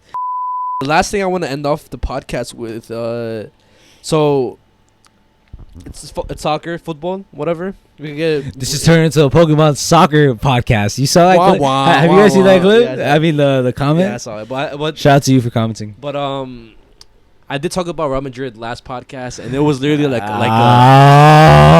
it was a calm before the storm type of thing, because I was glazing Real Madrid, and then we got smoked by PSG 4-0, and then PSG got smoked by Chelsea 3-0, which is fucking crazy in itself. But I'm not really talking about that game. I'm going to just talk about PSG versus Real Madrid. You're triggered? You're triggered? I'm triggered, of course. But before that, if you're watching this, Steve, shout out to you. We got noticed at the fucking... We forgot to mention it, but we got noticed at the Dortmund game by a supporter, one of you guys. I'll put the picture up right here. Crazy work, bro. Crazy fucking work. But that shit made my day, and I'm glad you're a supporter, that you fuck with us and shit. And I hope you're watching this. What's up, bro? Thank you for asking for the picture and shit, even though you didn't have to. But, Yo, and like, sorry for, like, I guess not giving you as much attention that we should have. We were I feel like we were just so locked into the game, and we were like, holy shit, like, everything is going so fast that, you know what I'm saying? Because I feel like I wanted to say more, like, yo, it's fucking crazy that you fuck with our podcast, like, you fucking really watch it. This shit's insane, bro. I feel like at the time I wanted to say so much, but so little came out because of the fucking game, bro. Yeah. But shout out to you, your love, bro. We appreciate your fucking support. It's fucking crazy. I literally called it, bro. Yeah, you did. I literally called it, guys. We're literally getting to a point where we might be getting recognized if we go into like an area with a lot of fucking people, bro. It's getting to that point where it's more likely than not. But I'm obviously disappointed that we lost 4-0. I mean, I think it's a good thing that we lost 4-0, but I know you noticed this too. Are you coping? No. Wait, what? Are you coping? It's a good thing. Yeah, whatever. I don't know. You noticed this too whenever we watch the Dortmund game, but there's a huge issue when it comes to the team. I don't know what it is. Maybe it's because they're just tired because of the heat. No, not even the heat. Fuck the heat, bro. PSG was pressing OD whenever they fucking versed them, bro, in the heat. But I don't know if because it's the end of the season, they're just tired of playing OD games. I don't want to hear that bullshit. But the pressing issue, we noticed that shit also in the Dortmund game. Even though we won, we were dominating the first half. Vinny and Mbappe, they don't press, and it triggers me because why aren't they pressing, bro? Like, they see the other team pressing, and they do like these small ass jogs, like they're pretending to press, but in reality they don't press. But it's annoying to see because why is it every single other team is doing that shit? Even Chelsea, that's how they won PSG, but they can't do that to win PSG, bro. And it got me so triggered. I mean, me honestly, that ass, I feel like the biggest issue of the whole like thing, I think I know what you're gonna say, is a thing that I hate that they do, and I don't understand why they do this. And it's something that people who are ass at soccer do, because I would know, because I've played people who are good with people who are good, and I've played with people who are ass. Okay. And in any sport, because even when you play people who are good in basketball, people who are ass in basketball, like, you notice this one specific thing. What? You don't fucking move. Yes. Like, all right, you know what I'm saying? Soccer, literally, you could tell when somebody is good how they move off of the ball. You know what I'm saying? Yeah. Which is very, very important, bro. It's important. Like, literally, basketball is the same thing, bro. If you don't have the ball, you can't just stay still, bro. Because at the end of the day, if you're standing still, you're literally a cone, and the person marking you, you're making their job 10 times easier, bro. Yeah. So it's like, if you pass the ball, you just pass the ball, and it's like that's it. You don't have to do anything. That's not how that works, bro. And like what I saw in the Dortmund game when I did watch them is they do that a lot, bro. I don't understand why. Like that's something, like I said, ass players do. Yeah. And these people are called best talents in the world, bro. Mm-hmm. They're playing for Real Madrid. Mm-hmm. And you're telling me that that's what you guys do, bro? Like, let's be fucking for real, bro. So I feel like that's one thing that they have to, like, I don't know what that is, bro. I don't know how you. I think it's just a habit of the way Carlo Ancelotti was training them, because he didn't really have that much tactics. You see, that's bad, bro. That's really bad. Like, people got to be making more, like, cuts, runs in the middle, more runs on the outside, not just expect the ball to somehow get to them, bro. Like, you're making the defense, especially a team like PSG, who they're benefiting off of that, bro. They're gonna benefit. They expose that shit. Literally, if a team is pressing, you're making it their job a lot easier now. If they don't have to run as much, they just focus on one guy and that's it, bro. You're making their job way easier. And then they're a team that's hustling and moving a lot, running a lot, bro. They could easily intercept, read like the fucking runs and shit, bro. Like, bro, come on. I agree. You know what I'm saying? Like, that's so fucking mind-boggling to me, bro. Like, that's literally what people do in fucking, like, at Arden, bro, where we play. They're just standing still. You know what I'm saying? Like I said, I just hope. Well, I have hope. I know he'll do it. That Xabi Alonso just gets it through certain players' fucking mind that, yo, this is a team sport. Everybody has to play a part in this whole thing. Also, hot take. What? Me personally, I don't think they need Vinicius. That's a very hot take, but I don't think they need him. So you would rather take Mbappe over Vinicius? Yeah. Okay. I mean, there's a lot of people saying they'd rather do that. Oh, I'd rather take Vinicius because he's been at the club longer. Everything got worse because Mbappe here. My whole thing when the whole Mbappe versus Vinny to end it off, I don't care if Vinny has been at the club longer. I don't care that he won us 2 UCLs. Maybe he was a big part, but at the end of the day, it was the entire team who won us the UCL. Same thing with Ronaldo. Whenever he won 4 Champions League with us, it wasn't just him; it was the entire team. He had a major role because he scored a lot of goals. But again, we had a legendary team to win those Champions Leagues. And I don't care if Vinny's considered a club legend, because if you want to be a club legend, if you want to be a leader, if you want to be considered the best in the team, if you want to be the main person, the main star in the team, you need to press. You need to show your worth, bro. You can't just be expected to get paid more just because you won previous trophies and now you're fucking ass. You got to be consistent throughout your whole entire career. Yes, you can have a couple bad games, but bro has been having a bunch of bad games back to back to back to back to back, and it's like one good game out of like 20 games, bro. That's bad. And obviously Mbappe scored a lot of goals last season with the shit with the shit start, a shit season. So I feel like whoever presses first, whoever starts fighting for the team more should stay, and the person who doesn't should be benched, bro. And I think next season is gonna prove that. I think one of those players are gonna get sold, like, definitely next year if they don't improve. Yeah, I honestly think it's gonna be Vinny though. Like, I feel like what like the lineup could be and shit is Mbappe on the left, and then number 20? 30. Number 30. Gonzalo. Him in the middle, and then whoever on the right. I'm not really too familiar with who'll be playing on the right and shit. Yeah, but I don't know. I think Arda, right? I think he'd be playing. Nah, he's center mid midfielder. Yeah, so I don't know who plays on the right wing, but I feel like, me personally, from what I've seen, I honestly don't like how he plays.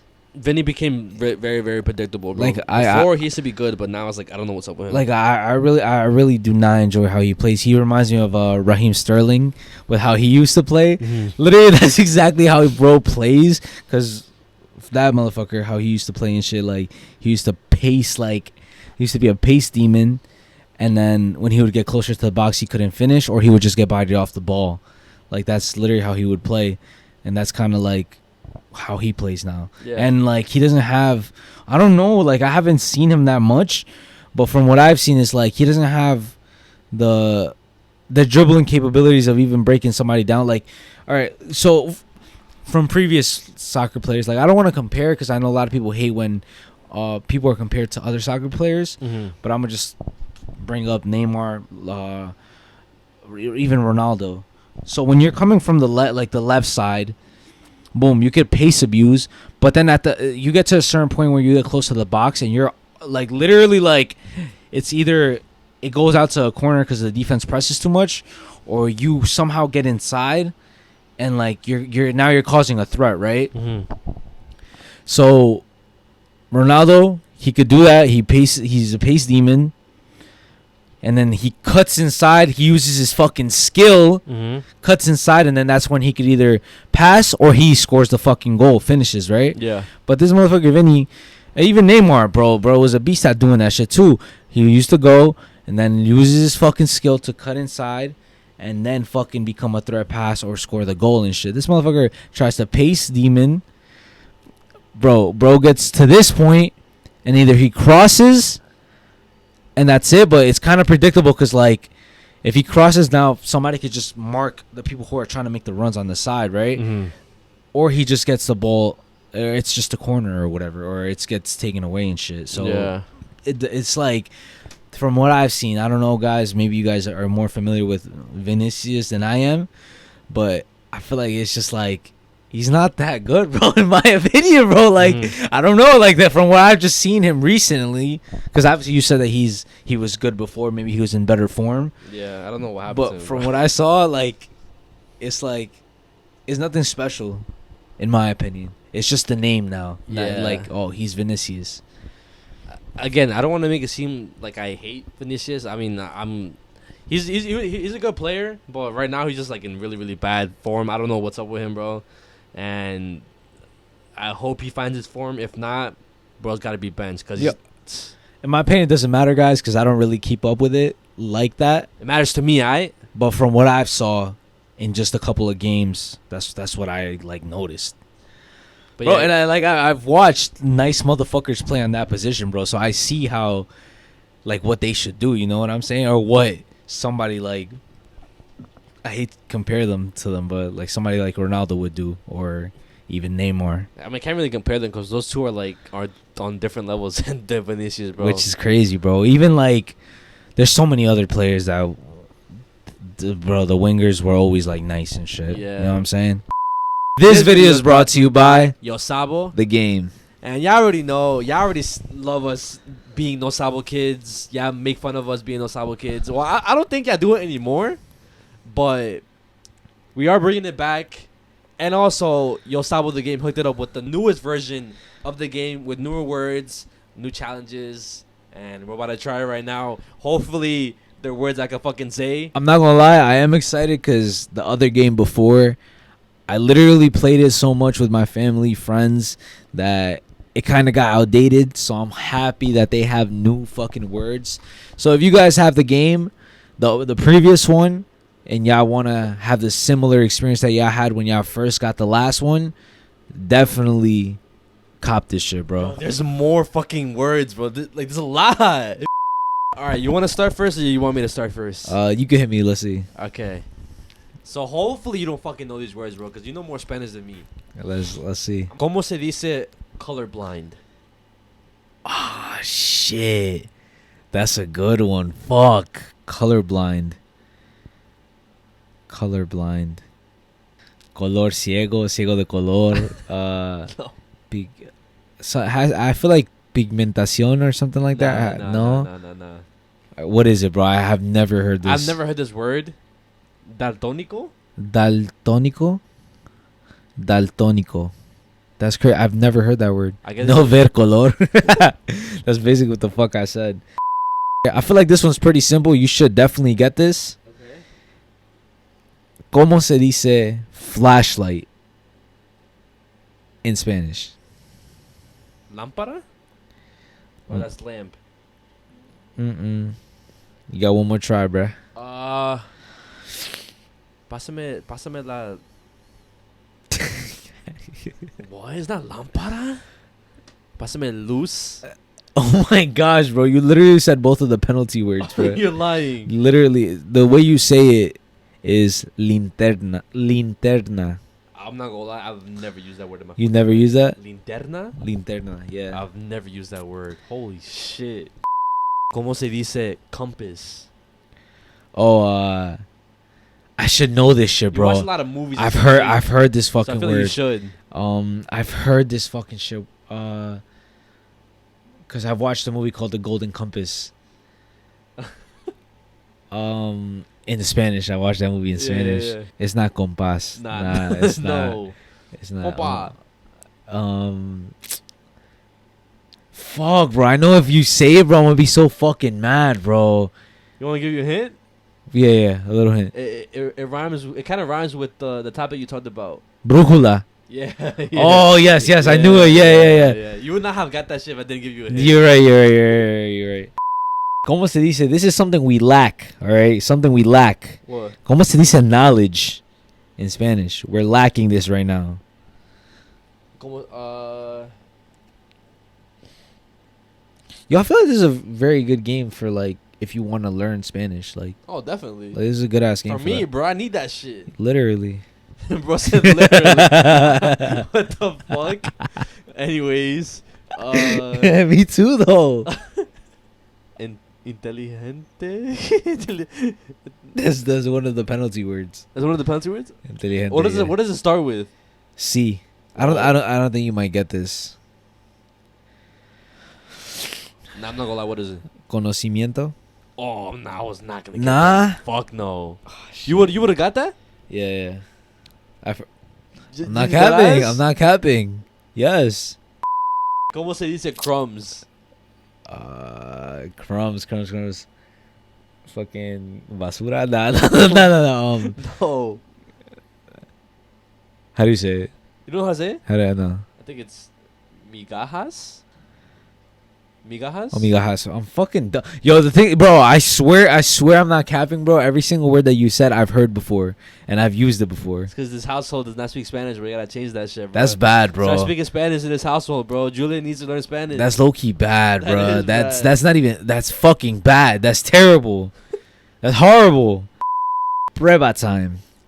Growing up, what was the biggest fear to face in the supermarket? When you were at the supermarket, what was like one of the worst fears? Like, fuck, like this. Losing your mom?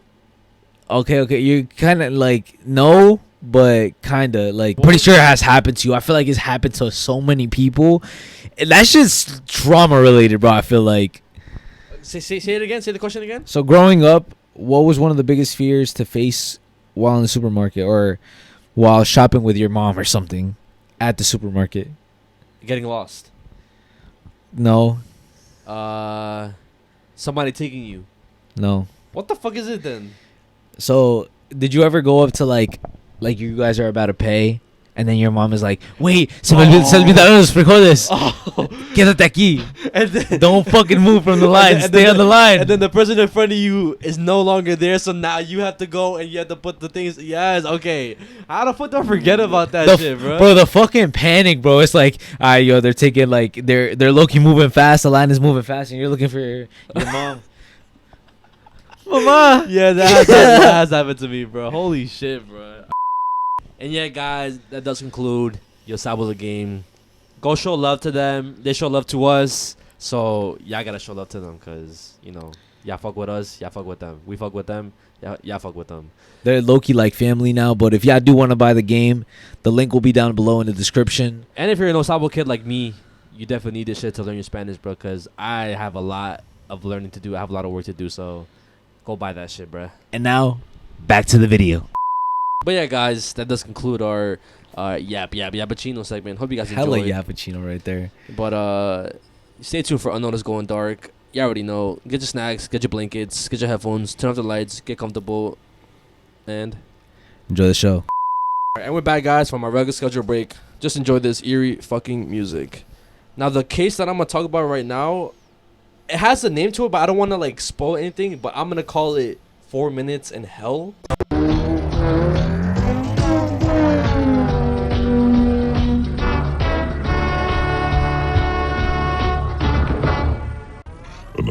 to ITN for a roundup of the latest national and international news. The time, 5:45. The news at 5:45 with Martin Lewis. Good evening. The High Court judge heading the inquiry into the Bradford fire has said he won't be handing out any blame for Saturday's disaster. What the fuck? So we were obviously talking about soccer matches, football matches, a little bit, a couple minutes ago in the podcast or whatever. And we just recently went to and like an actual game. We went to an actual game, and obviously, whenever you go to a game, you kind of expect yourself to have a good time, whether your team wins or loses. There's always also fights that break out, toxic fans, and it could just get riots. Really, really hectic. And I ended up coming across this one case that was one of the deadliest accidents that happened at a football match with actual footage. Oh, hell nah. So, back in 1985, there was this match going on between two Britain teams, Bradford City and Lincoln City. And a little, I guess, backstory or whatever. So, in the early years of, I guess, the 80s for that team, Bradford City, it was kind of poor for them. They were on like the verge of getting relegated. The team was on the brink of bankruptcy. Damn. They were just a shitty ass team, bro. They was not doing good at all. But then luckily a campaign was made by its fans that saved them from all of that, and that's when they began to flourish. In 1985, they went on a 13-game win streak, and that made them secure the championship for that season, which was the first ever championship in like I think over 60 years. Damn. So it was obviously a really, really massive deal. Yeah. To the point where 11,000 people attended this game, the Lincoln City versus Bradford City match, opposed to like the regular 6,000 people that will usually go to the match, right? So the match kicked off. Everything was regular up until the 40th minute of the first half, right? The commentator noticed that there was smoke coming out of like the top section of the main stand, right? And then eventually it turned into a fire, and he even said it like, yo, there's a fire going on in the top stand and it looks very nasty. And I'm gonna show you the footage right now, because it goes from 0 to 100 like that, bro. And it's one of the craziest like fires that I've seen in a long ass time. I mean, like, fires ain't no joke, bro, especially when what was it like? Was it summer or what's that? You don't know? I think it was around the summertime, because it's towards the end of the season. Especially when like it's like dry out and stuff. Like the fire just spreads like nothing, bro.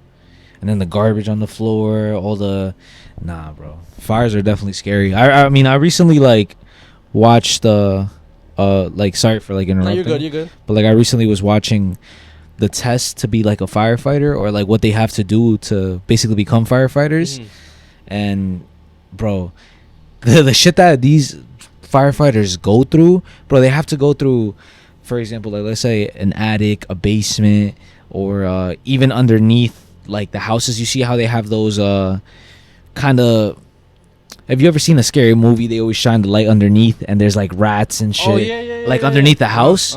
Now imagine like carrying this 80-pound gear on you, and then you have to crawl through that through the space, and then you have to worry about the fire, the smoke. You can't see shit, bro. Fires are deadly as hell, bro. So another thing to keep in mind with this video, I find it kind of eerie and I guess dystopian, only because you see people on fire and then you see people like cheering. No. You see people obviously trying to help them, like hitting them with like codes, trying to put them out, and then also you hear and see fans cheering and laughing during this whole thing. And I don't know why exactly. Maybe it's because they didn't know the severity of the situation, even though there's a big ass fire.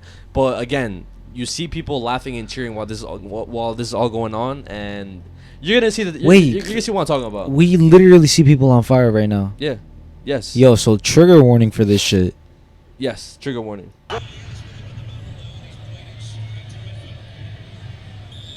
That all right there's the main stand. This whole thing. Okay.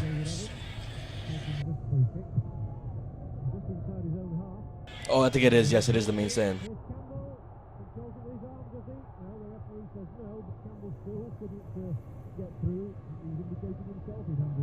Oh, and also, mind you, this is the very last game of the season, so even if they won or lost, they had already secured the championship the week before. So this was more of a casual game. a casual game more for the fans, because after the game they would have thrown an award ceremony for the trophies and shit for them winning the season. Oh, for just a little bit. Okay, my gosh. Yeah, you see. Okay. Yeah, Right there. Yeah. Oh my goodness. And this is when the people start obviously exiting the stands. They go onto the field just to get out the way. The smoke, bro. Yeah. Oh my goodness. Keep in mind of the minutes, bro.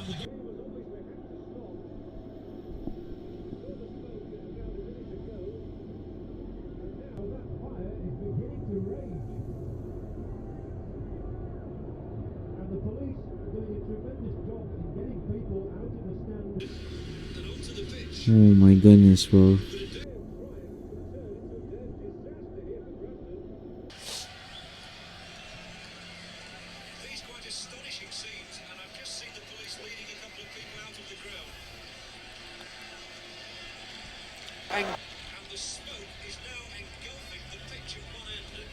The fuck are people clapping and shit? Because again, they don't know that it's as bad as it looks. Oh my gosh, it's spreading fast right there. Yeah.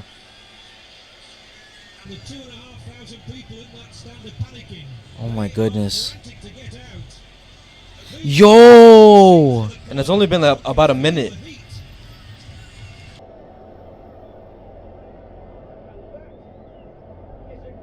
Oh my gosh, everything now. Yes. Bro, get out. See how he's on fire. Yeah. I do think people do like help this person. Oh my goodness, bro.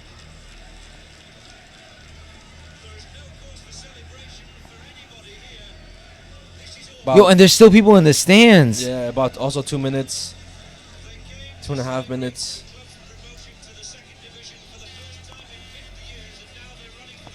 The players are having to leave the pitch, and obviously they're...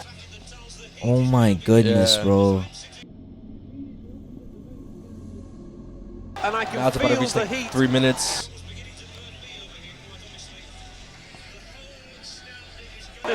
Yo.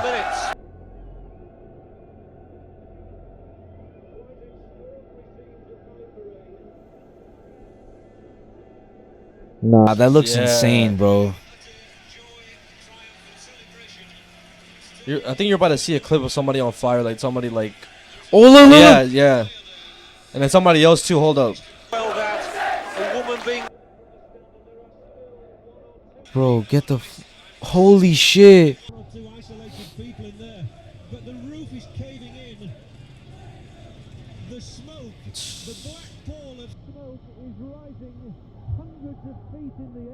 So it's been about... It looks like a fucking volcano, bro. You know when a volcano erupts? When it erupts, all the smoke? Yes. That's literally what it looks like. And I see why you would call it like 4 minutes in hell, because it literally looks like hell, bro. Look at that. Yeah, look. Oh my gosh, bro. Bro. Oh my goodness. Nah. This is human tragedy. There is calm, but most of the people on the pitch simply can't believe it. They just do not know what to do or where to go. The heat, the blaze is quite astonishing, and look at that for a picture. Holy shit. Right? A lot, bro. This whole thing was fucking crazy, bro. So this ended up killing 56 people, and 265 were injured. And the people who died, it was due to the people who were exiting through the back of the stand instead of going towards the field. And whenever they were trying to exit through the back, I guess the doors were jammed, so it ended up causing people to get crushed. Because obviously everybody was just like trying to exit as fast as they could, so everybody was piling up on each other. So people got crushed, and then obviously they just got consumed by the fire because they couldn't exit out the whole the stadium and shit. Goodness, bro, the smoke. I'm pretty sure that the whole structure ended up like collapsing. So after the cause of the fire was there identified from many factors. For starters, the stadium, right? It was completely outdated. Like, they haven't changed anything from the stadium since it was first built, like, around the early 90s. And it was made from wood, which was a very, very, obviously, a big fire hazard. And they just never changed it or whatever, right? The second one was there was a lot of garbage that accumulated under the stands.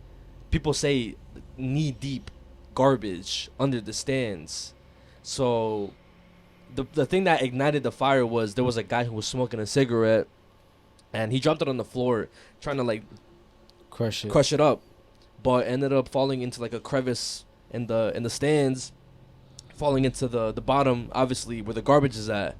And he heard like a couple seconds pass, he heard like a like something like ignited, and he heard it and he tried extinguishing it with coffee, which made it worse.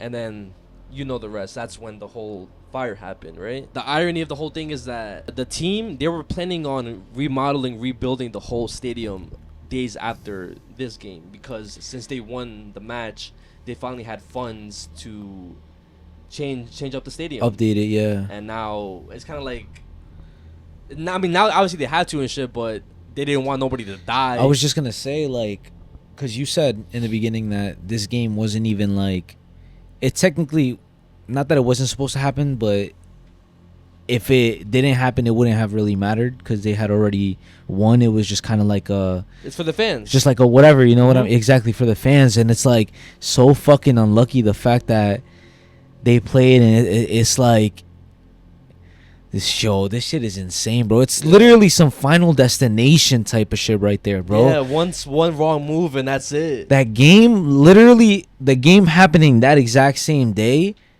caused 56 people and 200 plus to get injured, bro.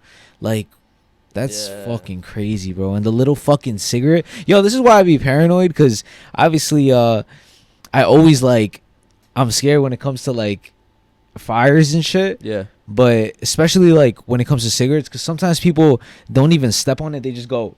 Yeah, they just flick it, and then it's just there, like it, like slowly burning away and stuff. To continue on, mine is not disturbing. Well, no, actually, mine is very disturbing, but it's more on the paranormal, and supernatural side of things. Okay. So what I'm going to talk about is a case of Nayeli Cacharruco. Okay. And she was a 15-year-old girl living in Venezuela, right? And a little backstory about her: she was a very fun girl, and at the time when everything happened, she was 15, so she was starting to go out more, starting to be more friendly with people, and just more extroverted. Like, she was basically going out, you know, being a teenager, you know. Never her life. Yeah, exactly. And it was 2019 when this all started. I'm not, like you said, I don't want to spoil what exactly happens. Okay. But I'm gonna show you guys a video, and then I'm gonna explain why this video is even a thing, right? Okay. So this video went viral in 2020. Okay. Coming straight from Venezuela, and it's this video right here.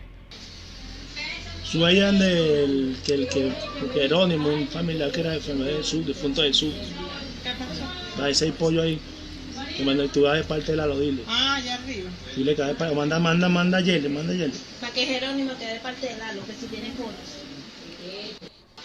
I can't really hear what they're saying. What are they saying? So it doesn't really matter. Like, it's not important because I'm just gonna explain what happened. But it's just more like, you see the girl, you see how she's acting. Mm-hmm. She's acting a little bit weird. Mm-hmm. She looks kind of possessed, right? Mm-hmm. So that's Narieli. Okay. And what happened to her is that her best friend, well, who she thought was her best friend, ended up cursing her, which caused her to die. And that video is basically her last moments alive before she ended up just tragically passing away from a heart attack. So how it all happened, right? So like I said, she was 15 years old. 2019 is the timeline. Okay. She's partying. She's going out more. She's being a teenager, like I said, right? And she ends up, talking to boys. She's introduced more to boys. She obviously looks, when you get to a certain age, you start wanting like a girlfriend or a boyfriend, right? It's those hormonal ages. Exactly. So going through puberty and stuff, right? So she's going through puberty. She's going out more, paying attention more to guys. And she ends up talking to this boy, right? Okay. And his name is not disclosed. Anywhere you look revolving around this case, his name is literally protected. I don't know why exactly, but you can't find his name anywhere. Okay. But he's very important to the whole story, right? So it's this boy. She starts liking him, and they start talking. They kind of kick it off a little bit, but it never gets serious. It never gets to a point where, they're boyfriend, girlfriend. It's just like they're just talking. You know what I mean? Okay, so no physical, no sexual attraction at this point, right? Yeah, nothing like that is going. Nothing like that is going on. Okay. It's just kind of like a little crush situation, right? Okay. And whatever, nothing happens. A couple days later, this girl named Stephanie moves into her little town in Venezuela, and it's literally a couple doors down from where Narieli lives, right? But this girl, she's Stephanie, she's 20 years old. So there's obviously a big age gap right there, 5-year age gap. Oh, yeah, because you said Narieli's 15? Yeah, so even though that age gap was there, they somehow ended up becoming friends. And at first, Narieli's parents were kind of iffy because they were like, what does a 20-year-old do with a 15-year-old? Yeah, like what kind of business do you have hanging out with this 15-year-old, right? If she's a little kid. Yeah. But eventually Stephanie kind of won her parents over. It was kind of like a role model, big sister type of thing. So they started hanging out. She would even like stay at their house for a little bit, have some sleepovers. And they just ended up becoming like really close friends, best friends. And Narieli would always talk good about Stephanie, saying how much she loves her, how much she appreciates her, everything that she taught her. Like, she just loves Stephanie, right? And on this random weekend, they at this point, it's like 2 months, 3 months after she already moved in. And when she moved into the town, she had only rented out that spot that she was going to stay at for a month. Okay. So after that month, she ended up going back home to her parents' house, and she would just visit sometimes and stay for a little bit inside Narieli's house. Okay. Right? So that's the whole situation there. So like I said, this one weekend, she was obviously overstaying like for like the weekend and stuff, and they ended up deciding to go to the beach. Okay. They were gonna have a little beach day, girls, beach day, whatever. And her parents were like okay with it because they obviously trusted Stephanie. They've been friends for a minute now, and they just trusted Stephanie and loved Stephanie. A little information before like I go into what happened next. Narieli's parents and Narieli, they were Catholic. That's what they practice as a religion and stuff. But Stephanie, she practiced Santeria. Okay. Which is completely opposite of, your traditional religion. And I know a lot of people know exactly what it is. Some people could say automatically it's Brujeria, but some people could take that as like a derogatory term because people practice it a certain way. Because the way it originated, like Santeria, it was that the people who were getting colonized back then, because there's a lot of fucking colonization all over like South America, Central America, everywhere, right? So when people were getting introduced to the white man's religion, which is like Catholicism, Christianity, they were trying to basically go against that. It was kind of like a rebellious thing. So they were making their own religions to kind of go against it, right? So that's like a little bit of history about Santeria. But a lot of people like say that they're witches, right? So whatever. So Stephanie, she was practicing Santeria, and she would sometimes bring it up to Narieli, just saying like, you could ask spirits for protection, if you could ask them for favors, but just basically just make sure like you do it correctly and they do exactly what you asked them to do, right? So this day at the beach, they decided to practice some santeria. And since they had talked about it before and they had done it a little bit before, Narieli was okay with it. Okay. And they ended up basically doing like a little ritual. And Stephanie ended up giving Narieli a friendship bracelet, which is what she called it, a friendship bracelet. She gave it to her. She's like, okay, keep this on. As long as you keep this on, nothing is going to happen to you and these spirits are going to protect you. Okay. So she's like, okay, whatever. Like, I'll take it. She has it on. The day is over. They end up going back home. And nothing weird happened. The only thing is that the dad did realize that when they walked into the house, it's as if they were wearing like invisible handcuffs. Like that's how they were walking. Like you see when you do the challenge on YouTube, handcuff for 24 hours. Just imagine like that, but the handcuffs is not there. Okay, so like their hands were kind of moving like together? Bonded, yeah. Okay. Like literally, if something was like keeping them together, right? That he noticed that at first, but he thought it was just like a game. Okay. Like they were just playing, being girls or whatever, being silly. So it kind of just went over his head, the dad.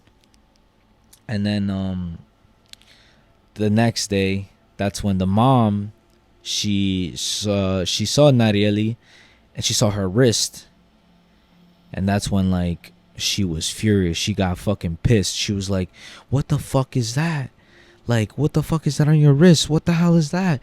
Narieli was like, oh, it's just a friendship bracelet. Stephanie gave it to me. Mm-hmm. She took it off. She's like, this is not no fucking friendship bracelet. This is literally witchcraft. This has something to do with brujeria. Like, why the fuck are you putting this? I don't want you to see her ever again, and I don't want you to accept anything from Stephanie ever again. So she starts like going crazy on her, right? And Narieli's obviously heartbroken. She's like, what? Like, why? I don't think my best friend would ever do something like that to me. Like, she loves me and I love her. Like, what the fuck? What are you talking about, brujeria, right? And then whatever, she listened to her mom. The day after that is when she started acting like that. So she was basically not herself anymore. She was kind of quiet, very irritable. She would always like lash out at her parents, and she was just wilding, bro, to the point where her strength was supernatural. You know, they say like whenever somebody's possessed, yeah, they always become a lot stronger than for their size, at least. and it was weird too because she wasn't eating, so it doesn't make sense as to why she was so fucking strong. If she was like basically malnourished and dehydrated, bro, she couldn't like keep water down or food down. She was just throwing everything up, right? And they ended up contacting doctors. They went to the hospital too. They ended up giving up because since there were so many people at the hospital that needed help, They couldn't attend her? yeah, nobody ended up helping them. So they just went home. A couple weeks later, doctors come to their house, finally trying to do something to Narieli. And they come to the conclusion that nothing is wrong with her. She's not sick of anything. There's nothing physically wrong with her. The only thing that obviously is worrying is the fact that she's not eating. So all they said is give her liquid foods, make sure she's eating and drinking the water at least a little bit, because it's not bad that she's not eating anything. Yeah. And that's it. That's all the doctors did. They left, but the family obviously was desperate and they didn't know what the fuck was wrong with their daughter, and nothing was working. She was still acting the same. That's when they uploaded that video that I showed you in the beginning, Okay. basically asking for help. Because they didn't know what the fuck was going on. Yeah, and then that's when a priest reached out to them saying, your daughter is possessed. We need to basically cleanse her and do exorcism. What So the fuck? the priest and a couple other people ended up going to their house and trying to basically cleanse her and like exorcise her or whatever. Get whatever was inside her or whatever was basically over her, get it out. That shit happened for 9 days. 9 days straight. They were like doing different types of work and shit on her. At the 9th day, she literally died, and she died because of a heart attack. And I think whenever you're like you're too cold or whatever. What the hell is that? Whatever. She basically just died, right? And they decided to keep it private. They didn't want to like tell anybody yet that their daughter had died, because obviously we're gonna have a funeral for her and like tell people, but they hadn't told anybody. The next day, Stephanie comes and she's like, "Oh, I'm sorry. What happened to your daughter?" Like, nobody fucking said anything, so she knew. Exactly. So nobody had, like, there's no possible way that Stephanie could have known that Narieli died if she hadn't seen her in like weeks now. Why all of a sudden when she's dead, she pops up out of nowhere saying, "I'm sorry that your daughter died." So that's the biggest red flag that raised concerns for the parents. They were like, "Wait, is there more?" Yes. What the fuck? Yes. So boom, there's that happened, right? They were automatically concerned. They were like, "What the fuck? That's weird, right?" And they let it go. They decided to go through with the funeral. That's when Stephanie shows up at the funeral. Okay. And everybody starts wilding on her, like wilding out. Get the fuck out of here type shit? Like saying, "What the fuck did you do to our daughter? What the fuck did you do to our family member? What the fuck did you do to Narieli?" And I'm gonna show you the video of her basically getting pressed by the mob of people at the funeral because she showed up. That's her? Yes, that's Stephanie. Nerviosa estoy yo, pero acordate. No, tengo que... Habla los nombres, habla los nombres. Tú apareces hoy que está muerta. Mami, es que yo no vivo aquí. El día de los Reyes te enteraste que ella estaba grave. Sí, te enteraste sabía nada. Y te reíste. No, yo sí no sabía, escúchame. Sí sabía. Yo no sabía nada, me vengo enterando ahorita. ¿Cómo no sabes? Y pusiste en el Facebook, ¿qué pusiste en el Facebook? Dime los nombres. ¿Qué pusiste en el Facebook? Tiene la clave del Facebook de la niña. No. Y te metes en el Facebook. So what she was posting on Facebook was basically like the I make fun of the living because the dead walk with me, something like that. She was basically posting on her Facebook different altars, and I'm gonna send you the pictures so you can put them on the screen. Okay. But she was posting these weird pictures on Facebook, and she ended up confessing to everything. That she like cursed a spell on her or something? She basically said that she cursed Narieli. But why though? So it was because of the boy. How I said in the beginning. Oh my gosh. In the beginning, that same kid that Narieli had a crush on, or they were crushing, it was kind of like a love triangle going on. She liked him also? Yeah, but she wanted to get rid of Narieli because she thought that she was in the way. Yo, what the fuck? But there's more. Whoa. Because it wasn't just a friendship bracelet that was like the curse. It's fucking darker than that, bro. So what she was doing the whole time was whenever she would be over her house, she would steal personal belongings. She would get her brush, take her hair out. I was just about to say something to do with hair. She would do that, take her brush, basically take a lot of her belongings and go to a cemetery and bury it inside the cemetery. But not only that, bro. But not only that. This is when it gets a little darker, bro. And this is very, very disturbing, bro. This is like, I want you guys to, this is hella trigger warning. If you guys are eating, stop real quick or skip to the next topic, because this shit is crazy. So what she would do is, when she was at the cemetery, after burying the things in the cemetery, she would get some remains of bodies, grind it up, okay, and every little chance that she got, she would sprinkle it on her food. So she was like a cannibal also? So she was eating dead people. She was eating remains. What the fuck? Yeah, bro. So that's basically what ended up really killing Narieli. The fact that you said the whole burying like certain things inside the cemeteries, it just reminded me of the video that you showed me of the, I don't know what he is. He's just a person that discovers those like those rituals and he destroys them. But that's actually fucking crazy, bro. And that's like when did that happen? That happened in 2020. Well, the video went viral in 2020. But it happened 2019. 2019 was like the start of it. So 2019, 2020. That's fucking was the whole insane. timeline. Yeah. And where's she now? Is there any update on her? So what happened, right? After she confessed to what she did to Narieli, everybody was like, yo, you have to go to fucking jail. Like, you can't just be here. Fuck out of here. Like, get the fuck, go, what's the word? Turn yourself in to the police. So she ends up going. She goes to the cops. She explains everything, exactly like what I told you right now. She explains every single detail to the cops. But the police, they decide, and they basically don't do anything. Why? And nothing happens to Stephanie. Reason is because in Venezuela, it's not illegal to practice brujeria, witchcraft. That's fucking crazy. So nothing ended up happening to Stephanie. So you're still out there somewhere? Yeah, she's chilling. Yo, Stephanie, I got no beef with you.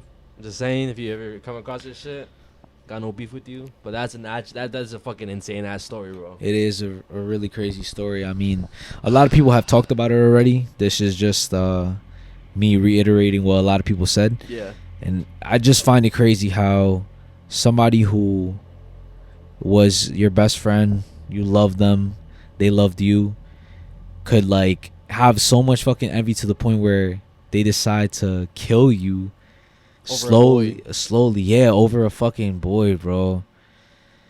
This shit is crazy. And I have more, guys. This whole, like, my topics for this episode really revolve around like witchcraft and stuff. So if you guys like that shit, yeah, and for a fucking treat. Yeah, this is definitely one of those good episodes. The next thing I'm gonna talk about, I don't know if I talked about it before, maybe mad long ago, back when like I didn't know how to tell stories and it was just like it came out mad dumb and shit. I didn't show you anything like regarding it. Yeah. But this is the dark side of Craigslist. And obviously everybody knows Craigslist is a very, very sketch-ass place to do business with or whatever. And we know how sketchy it is to even just do business anywhere else. Facebook, Instagram, you want to meet up with certain people to sell things. It could be either a good thing or a bad thing because you never know what the fuck. You literally never know like who the other person could be. Yo, they could either be a fucking psychopath or a killer. So back in 2014 in July, there was this Craigslist ad that said this. It says, help wanted. I need $50 by 3:30 p.m. today. I can pay you back later tonight, but I need gas and some mess quick. Everyone has bronchitis at my house, and I do not want to get sick. I'm 8 months pregnant, and my lungs are all squished as is. If you could help me, and my daughter will greatly appreciate it. And that was posted on July, I believe July 2nd, right? Okay. And that ad will go untouched for 10 days. Nobody messaging back anything until this one person with the ad, Mike's Hard, responds saying this. I can host. What are you thinking? I'm 25. The next thing says, She responded? She responds, well, we're looking for donations if possible. Kind of in a tight spot, and we have a baby on the way. As far as the fund goes, there won't be any mail. How does 120 sound? I can drive you over here if you need it. And then she responds, no, we can travel, just can't host is all. When/where would you like to meet up? He responds, I'd like to fuck outside in the park around 11:30. That okay? Then she says, I don't know. I don't want to get in trouble for indecent exposure or anything. I can't go to jail being 8 months pregnant. Then he says, it's cop free. It's a park, but behind it are a lot of woods. No cops at all. And that will be the last message that was sent. And if you're a little confused on why the messages are like this, so the person messaging, like the original ad, her name was Brooke Slocum, and she would post Craigslist ads for basically meetups, fuck for cash. Meetups. Yeah, fuck for cash.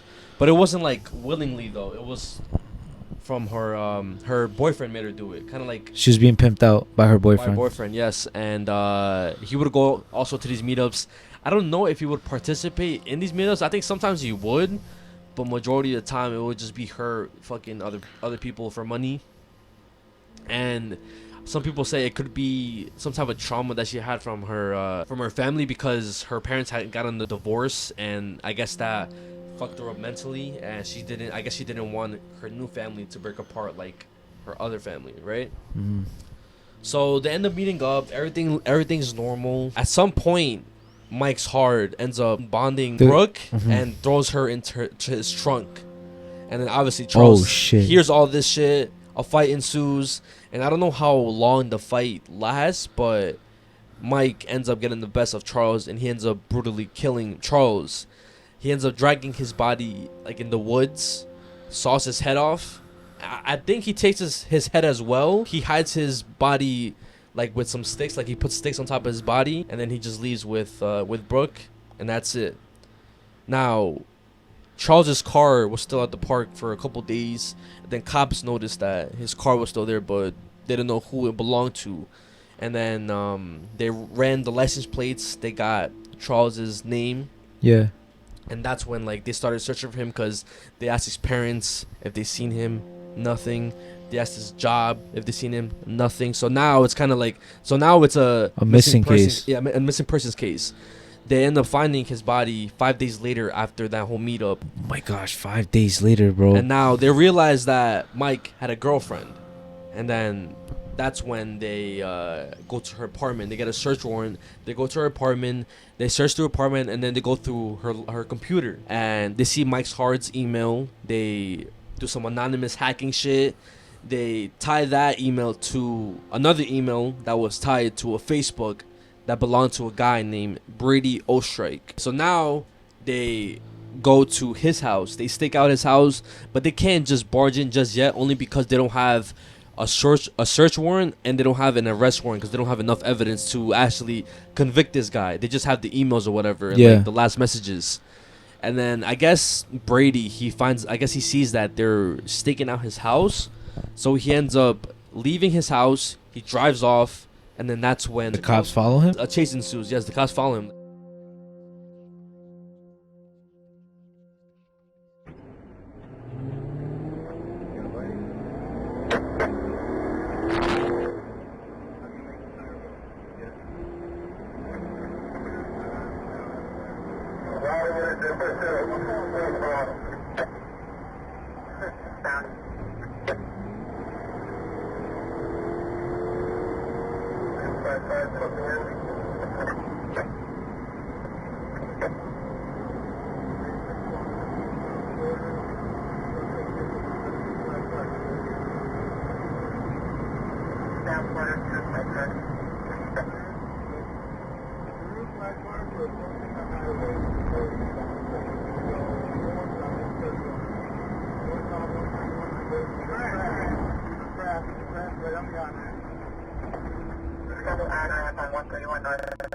Brady ends up crashing into some like cement wall, and before the police could approach the car, the obvious, he ends up in the head. And when they check his car, they see the trunk. Inside the trunk was Brooke Slocum's body, stuffed inside a suitcase with her unborn daughter. Fuck. Now, once they search his apartment, they see that there's cameras all over his house.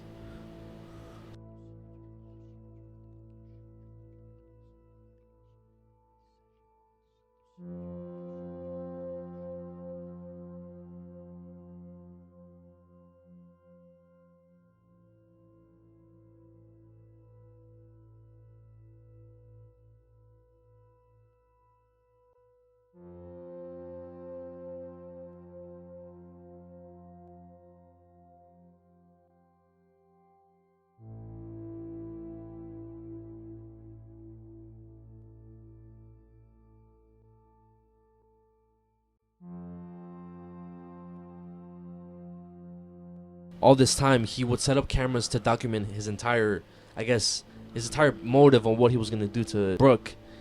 And there is no footage of the actual torture, because he did torture this girl. Poughkeepsie tapes type shit. I was going to say that, yes, it's kind of like that. So there is footage of him getting ready before meeting up with her, and then him setting up his basement. Like, there's a cage.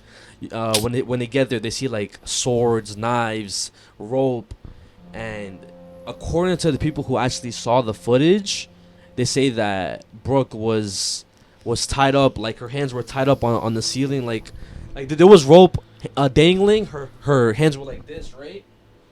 And he beat her, and then before he killed her, he strangled her to death. And I'm gonna show you some footage of him getting ready, just so you kind of see, like, kind of get the idea of like what might have happened. Because again, So this is like the footage of. yeah, there's actual footage of him getting ready. Like, that's the only thing that was released. Everything else is never gonna be released. Of course, It's yeah. basically considered lost media because we're never gonna see that shit.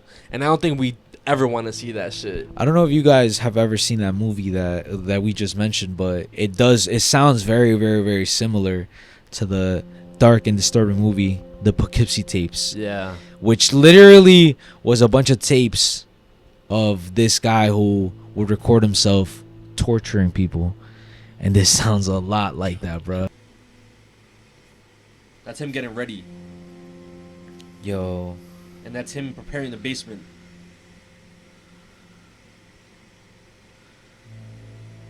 Oh my gosh, bro. And then there's more footage. I think there's talking in this footage. That's how he looked. Fuck. That's how he looked. And then I believe they show more here.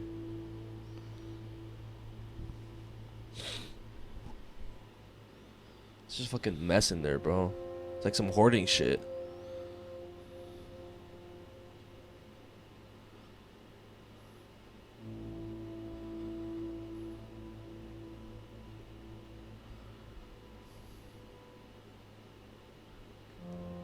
Yo. And you can see like the shit dangling from the chains. Yeah. When we first got there, she was handcuffed, and there was, I guess, some rope hanging from the ceiling that attached to her neck. So kind of like she was like a dog in a way. And crazy thing is, before this whole thing even happened, there was also a situation where he had met up with another girl on Craigslist, but it was more consensual. Like the girl agreed to basically be his sex slave, but I guess it got to a point where she just got tired of it and she just escaped and never really told anybody until, I guess, after this case came out. Holy with Brooke. shit. Yeah, bro. And that's basically it, bro. Yeah. That's mad. Yo, it's been a long time, I feel like, since we talked about like disturbing shit like this, bro. Like, I fucking hate talking about this shit. These stories could get so fucking dark to the point where motherfuckers have nightmares about this shit, bro. So I guess this is what makes the podcast so like crazy. Mm-hmm. How like you go from being scared to being like paranoid to being like feeling weird. Yeah, like it's like such a mix of emotions. That's like you don't know where to like. Your brain doesn't even know what to process. You know what I'm saying, bro? Like, I could only imagine what kind of experiences the people at home have watching this shit at home alone. Yeah, I know. Like, what the fuck could be going through their heads, you know, listening to all these things. Next thing that I'm gonna talk about and get into is a little bit more witchcraft, but this is I guess there's not really much evidence. This is more like just how do you say it? Speculation of like the whole thing. So there was this video, right, on TikTok of a girl, and it's her name is Grace McAllister. That's her name on TikTok. Okay. And she just does a bunch of random videos, like a regular TikToker, just posting her day, what she did, trends, you know, regular stuff, right? But in this specific one, she was explaining a story how about like a year ago, right?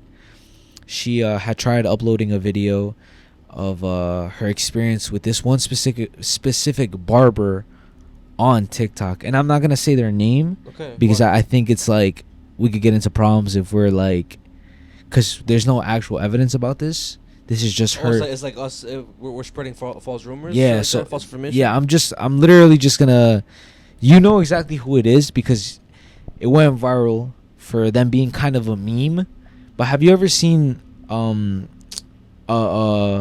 somebody walk into a barber shop or they're about to get a haircut. Okay. And the barber or the stylist, whatever, is like, oh, can I touch you? Shut the fuck up. The one that be like, what's your pronouns? The one with the short hair? Yeah. So we're not gonna get into names or whatever, but you know exactly who I am. I know exactly who you're talking about. You know exactly who I'm talking about.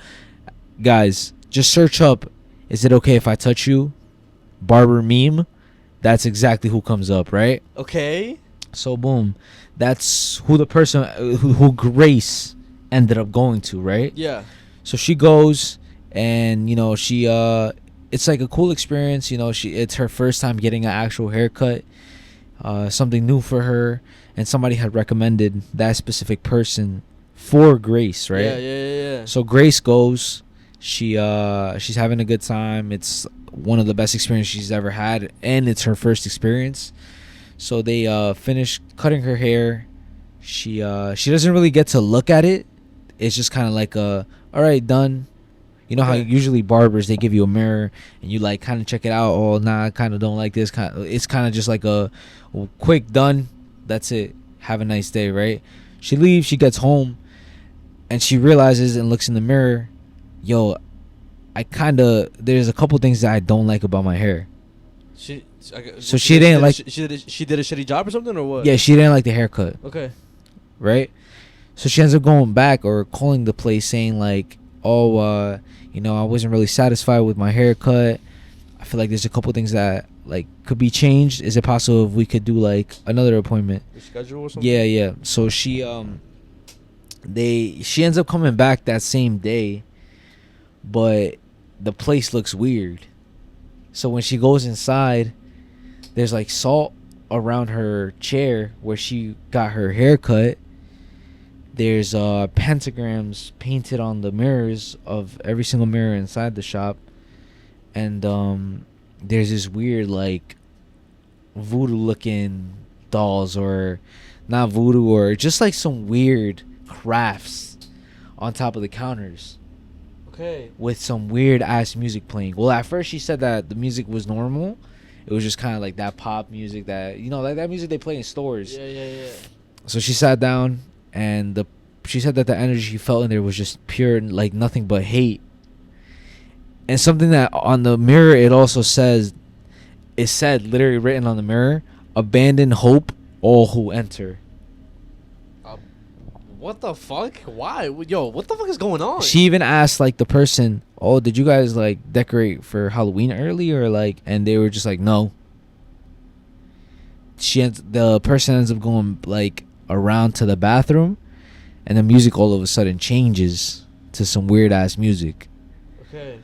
She comes back, she finishes her haircut mad fast, like didn't even like try to like take her time, and then they tell her to get the fuck out mad fast.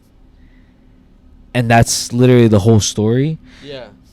She posted that like she said she had posted that a long time ago, but it would keep getting deleted for some reason. But now she's finally coming out and talking about it again. And a lot of people are obviously commenting and tagging the person, and they're saying, yeah, that like she literally said, yes, that's them. Yo, it's such a fucking weird ass shit, bro. Yeah, but like I'm not gonna lie, I never would have expected, out of all people, that person to be behind all this shit, allegedly, right?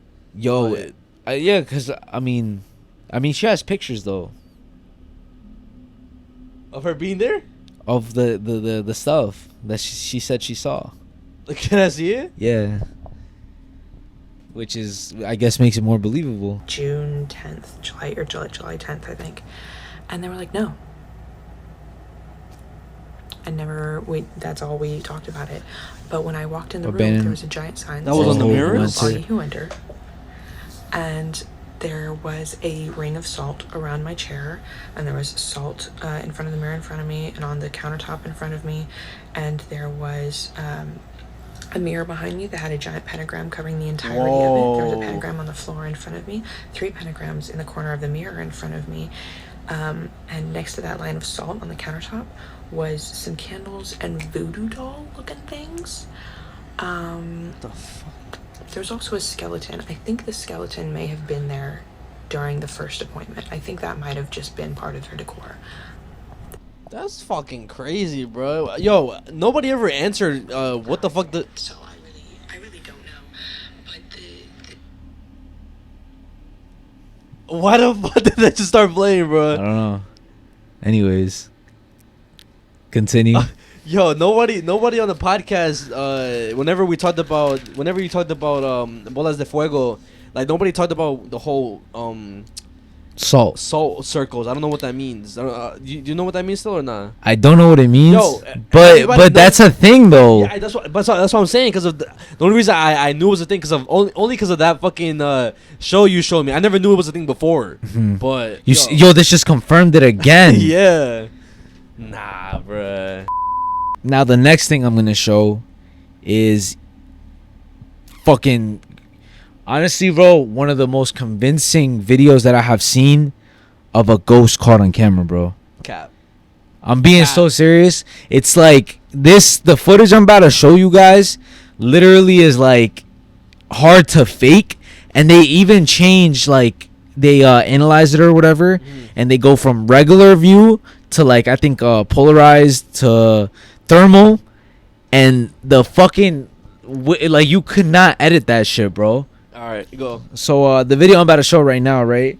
Little backstory of who it even like comes from or whatever. But so the channel of this video, right, is Franco TV Adventures. Okay. Which is basically a guy, I believe his name is Franco, and he goes around visiting abandoned, haunted, and basically anything haunted. He goes, explores it, sets up cameras around the whole like area. So it's like kind of like surveillance footage, but he's also recording. Okay. So it gives like different angles. It's a little bit more like immersive. Like it's fire, like the way he records. But so he ended up going to this hospital which had opened up in 1959, but it had become abandoned. Obviously, it was all run down. It's called the Old South Pittsburgh Hospital, located in Tennessee. And it's reported to be heavily haunted, how a lot of people had died in that hospital. So some of the spirits of patients, even some nurses, doctors, a lot of people report them seeing like those people, right? Okay. So now the videos that I'm about to show you next are what he experienced inside the abandoned hospital. And a lot of shit happened. It wasn't just one thing, but the end is what, like, because some of the videos in the beginning could be like faked. Yeah. But the end is like what was the most convincing to me. Okay. So I'm gonna show you like 3 videos.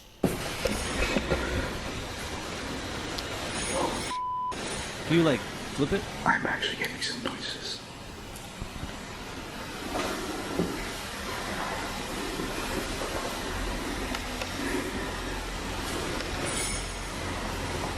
What the hell is that?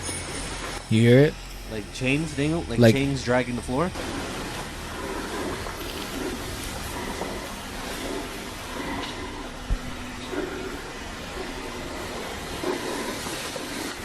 That's what it was. It was like a little bell. So that's the first thing, right? Now in this part of the video, right, he ends up going into the basically the old pharmacy of the hospital. Okay. And the reason why there's like still stuff on it is because of the caretakers. They want to keep it as authentic as possible, like of how it was back in the day. So they just put a bunch of empty medicine bottles in there. But let's see right now. Are you kidding me? Look at this.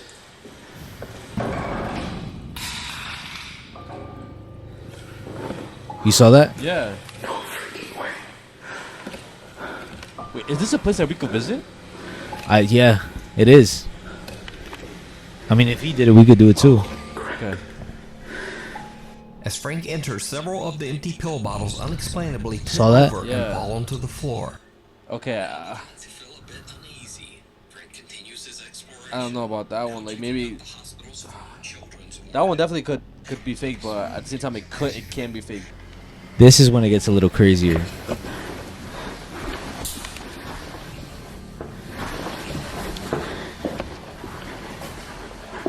Oh my god. Did you see somebody?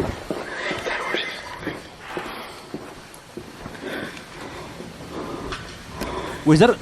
And it's on. Is that a rocking chair? Yeah. What the fuck is that?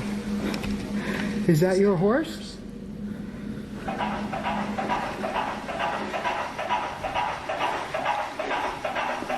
Oh, it's coming from the actual horse. Do you like playing with the horse? I feel like this is like a child spirit in this room. And it Yo, that noise scared. When I was watching the video, it scared. Oh, fucking ad. You see, like, a bunch of stuff moving. That fucking horse, it started turning on by itself. But now what I'm going to show you next is, to me, the most convincing shit that I have seen in a minute. What? What do I have to look at? So you're going to see it. So he walks past the camera, and the whole time he said that he felt as if something was following him and watching him. And that's exactly what happens in the footage. Okay. So he walks past the camera. And then something else walks past the camera?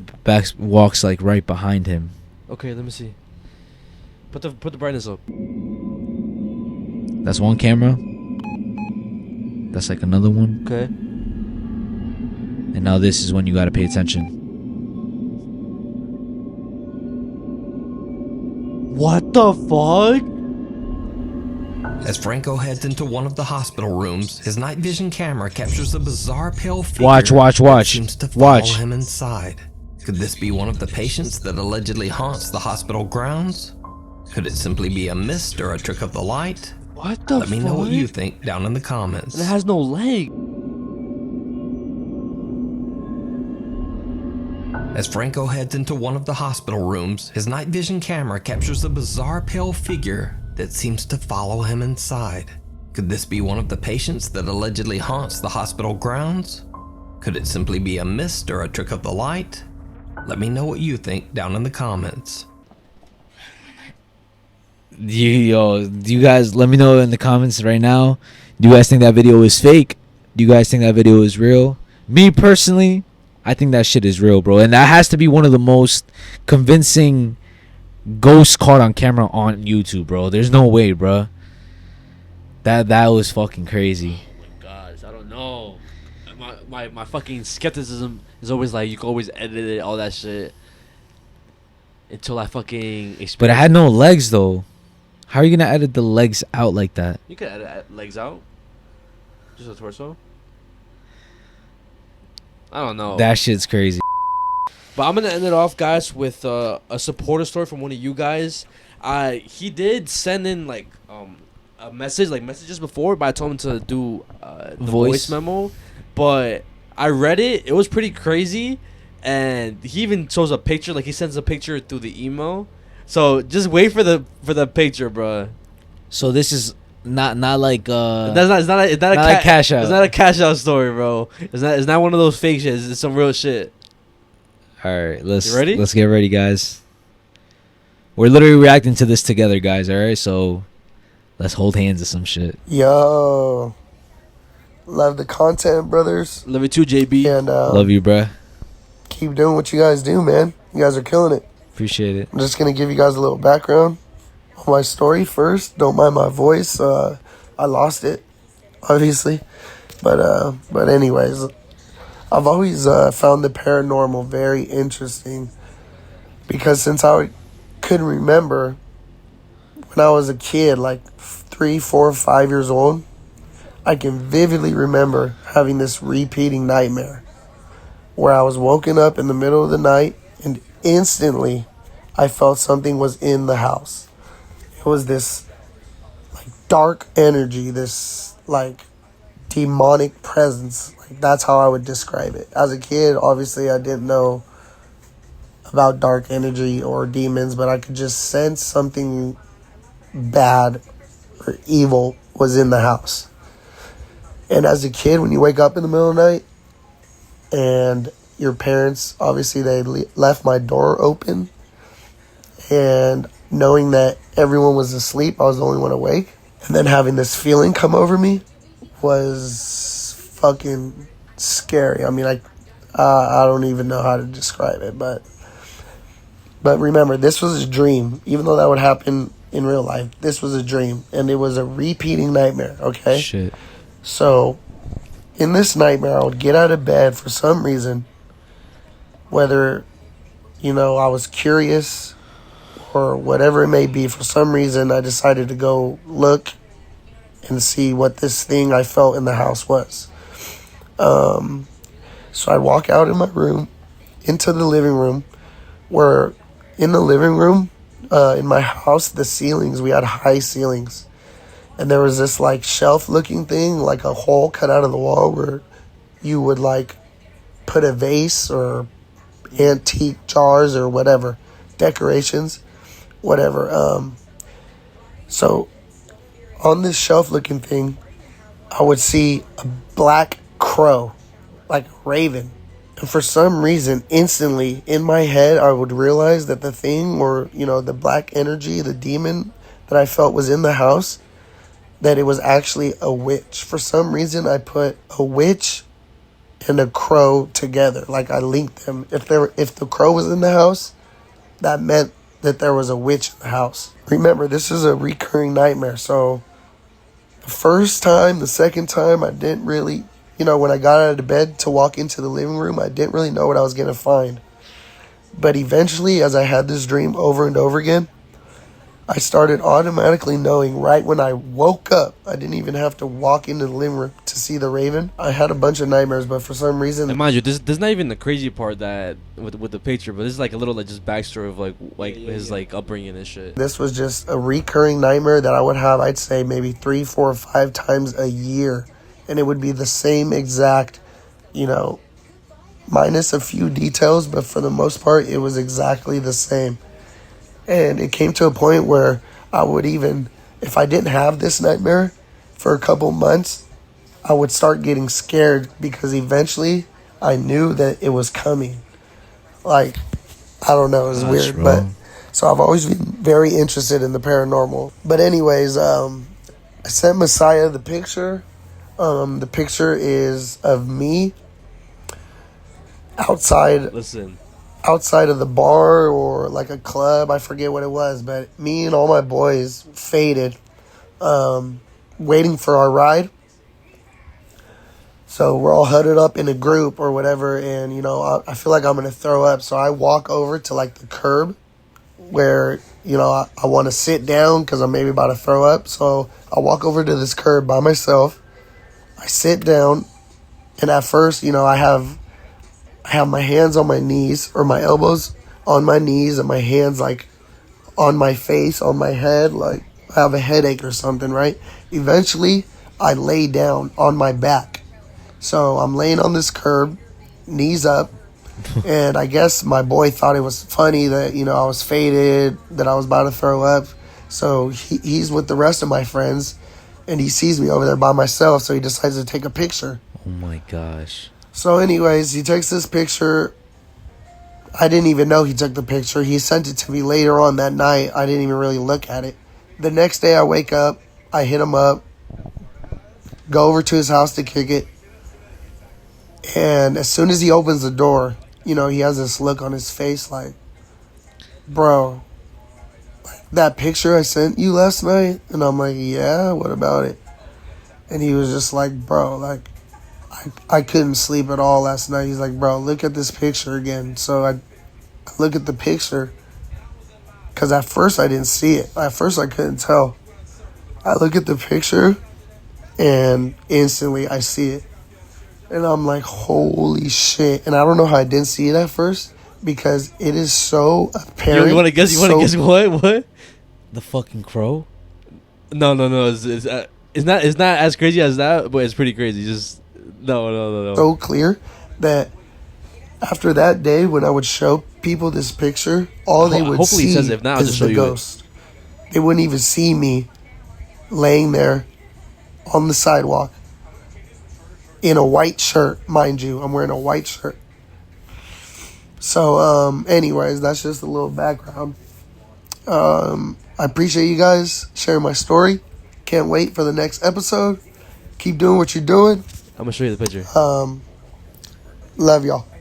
Appreciate it. Too, bro. Now remember, he said he's faded. His friend took a picture of him. He has a white shirt. He's on the curb, like Yeah. I could already imagine it. with his knees up, right? And this is the picture that he sent us. Wait, so hold on. Before you show me, what was your initial reaction? I was confused because I thought the picture that I'm looking at was just a regular picture of him. I didn't know that he was laying down on the curb. Look at the picture.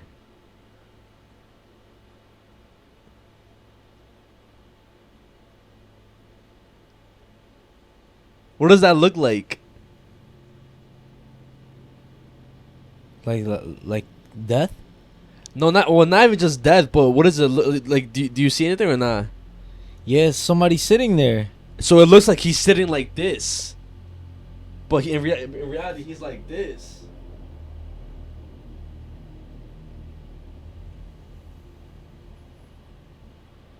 What the fuck? Like you can see a face, like a hood, and like it looks like somebody has their hands on the knees. Oh my fucking gosh, bro. I don't know. When I first saw it, I thought this was him. I was like, why is it so blurry, bro? But then I remember that he said this shit.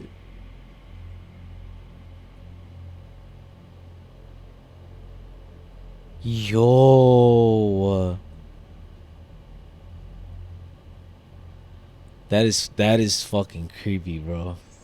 I just want to add too that picture quality obviously not the best. It's actually kind of bad, really pixely, but remember this is an old, very old picture. I'd say maybe like 12, 13 years old. I think my boy took it on like the iPhone 3GS. So the camera was shitty and he had to zoom in because I was kind of far away. Wow. So that made it even shittier. It's like if something was watching But his friend yeah, like this taking the picture. Nah. You get the point. I mean, also, I want to add that this picture was taken a month or two before the movie Sinister was going to come out on theaters. And like I said, I love the paranormal, love scary movies. Me and my boys would go and see scary movies in theaters.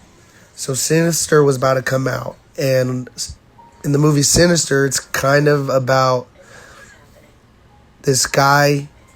He just moved into this house with his family. Long story short, though, he sees like this demon or like ghost in a picture. And that's how it starts. First, you see it in a picture, and it slowly starts to manifest itself in real life. Nah, bro. So, knowing that... Blood just cursed us, bro? Chill. Bro just cursed us? And then this happening, this picture taken... and seeing what we saw in the picture, you know, it was weird. It just felt like, you know, what was happening in this movie was happening to me in real life. Like, I don't know. It was just weird. Like, felt like, I guess, since this picture was taken and we saw what we saw, that maybe what happens in the movie Sinister was going to happen to me. I don't know. Just creepy. Just a little side note. But anyways. Appreciate you guys sharing my story, taking the time to hear my story. Keep doing what you're doing. God bless. Yo, God bless you, bro. God bless, bro. Thank you, you, JB, for your story, bro. Thank you for the support. Yo, that is definitely a creepy ass picture, bro. Why are you still like staring at it, bro? Because it's crazy, bro. Like, the hands are literally on the knees, bro. Imagine it's like he was like on the verge of like dying, and like that's like, oh, low key, because he was like fucked up, right? Like that's death just like waiting for him to like. I don't know, bro. Actually, I think that low key looks like fucking death, bro. Now that you mentioned it. Fuck that, bro. Yo, guys, let me know what you guys think of this picture, this story. Shout out to JB. I fucking love you guys. And if you guys have similar stories like this, let us know. DM us. We'll check it out. But if it's another cash out shit, we're gonna say it's a cash out story. Yeah, that I think that should be a thing now. If it's like if it sounds mad fake, we would be like it's a cash out story, bro. Shout out, cash out, yo. We still to this day, I'll never forget that fucking story for the simple fact that it went from scary to funny mad fast. So shout out to you, cash out. We're probably gonna keep mentioning you. I love all of you guys for constantly sending the stories, wanting to even send the stories. I seen a lot of comments in I think it was when we didn't have the what do you call it? Yap people were saying like, oh, another segment, supporter stories. Mm-hmm. So we're definitely gonna do this more often. Well, guys, y'all already know that concludes this episode. But before we do in the podcast, peach out shout outs and supporter shout outs. Shout out to the patrons. That day is good. Why do you say "did" like that? Well, how do I say it? That you say shit with like to another name that says "de." That's how you say it, or how am I supposed to say it? De Benito Camelo Malicia.co Zeus the Chirac Sparky La Morenita Carrie Reyes Jason Garcia aka Sad6 Roxana Segura Adimilite Lou Sassol, Melanie Moreno, Yari Martinez, Grace Perez, Brian Barrios, Alex, Gabe For Real, Clown Boys OF Collab, Misery.Daddy, Yair Torres, Mezziah Got That Gat, Sweaty Butts, Yovi Santiago, Josh _0103, Adrian El Mero Güero Vaquero, 80. All right, boss. 88 Falling, Arnulfo Mendez, Christopher Rubio, a.k.a. El Fur, Brian Esquivel, Gustavo, Anita, Tita, Brianna and Marcos, Loma Maria Rico, Leslie with the pink hair, Chiquilina Lopez, Te La Comes Toda, Gorgeous Thighs, Anaí, Álvaro Morales, a.k.a. El Ceviche, The Throat Goat, Yoda Prieto, D'Amico Bucua, Juan Medina, Jesus Chavez, Ricardo, Jose Aguilera, Jaime Orel Bavera, Bo Mendoza, Miguelito, Jade Burnett, Jennifer Montalongo, and that Space Guy. We fucking love you guys. Shout out to Ryu Jigsaw 8337. Man, I always start tripping thinking y'all are taking too long with the uploads because I listen to y'all on Spotify while I'm at work. And then I remember y'all upload on here first. And now I'm chilling. But honestly, I'm happy y'all are back with the Yap sessions. I actually look forward to the part of the podcast too. And it just doesn't feel right without it. I'm 22 and sometimes I feel like I can relate with you guys on a certain level, especially when you guys talk about your lives. The Yap sessions are just as important as the scary segment. Also, I don't want to come off as I'm complaining either, but damn, man, I've become so addicted to your guys' podcast. It's hard. I believe that says, oh yeah, it's hard to not get impatient. I never really listen to a podcast so regularly, but with y'all, as soon as I see a notification, y'all uploaded, I'm on it. I'm not gonna lie, sorry, bro. Sorry, we have been a little bit inconsistent with like our schedule, but we fucking love you, bro. And I know I don't feel like what? Don't feel like you're being like annoying or whatever, cause I literally get that same feeling when like somebody that I watch or I want to see, yo, why haven't they uploaded? Yeah, I get that feeling too. So you're not weird or anything like that. We fucking love you for the support. Shout out to Jasmine Morales. Hey guys, I've been watching your podcast for a while now. I don't ask for much, but because you guys wish me happy birthday. My birthday is on July 13th. I'm turning 16. Happy birthday. Happy late birthday. What's your name, Jasmine? Jasmine. Happy birthday, Jasmine. I hope you enjoy your 16th birthday. Thank you for watching us, supporting us. I hope you continue watching us and supporting us for many years, and fucking love you. Big facts. Shout out to the Blob Ross. Yo, Yap session before the scary is like getting fucked dry. Give me my podcast back, sir. Yo, what the fuck? Shout out to Jose Estrada. Let's fucking go. Y'all scared me for a minute. I was thinking y'all were gonna drop, but like always, y'all pulling through. Keep up the great ass work. Appreciate you, bro. And the last one, shout out to Kimberly Almazan, IR5CM. I love how y'all do the podcast. The OGs are the subscribers that honestly will stay with y'all forever, especially those who been here since y'all old setup. I love y'all. The Yab Sessions is the best. Damn, bro. And We love you guys, I swear. shout out to you guys. I fucking love you guys for continuing to support the episode. I don't have a hit for next week. Yeah, I'll figure it out. This has been your host, George, aka Mezziah. It's your host, Ricardo, aka Ricardo. I don't want to say goodbye, guys. And do not let this podcast go. I love it.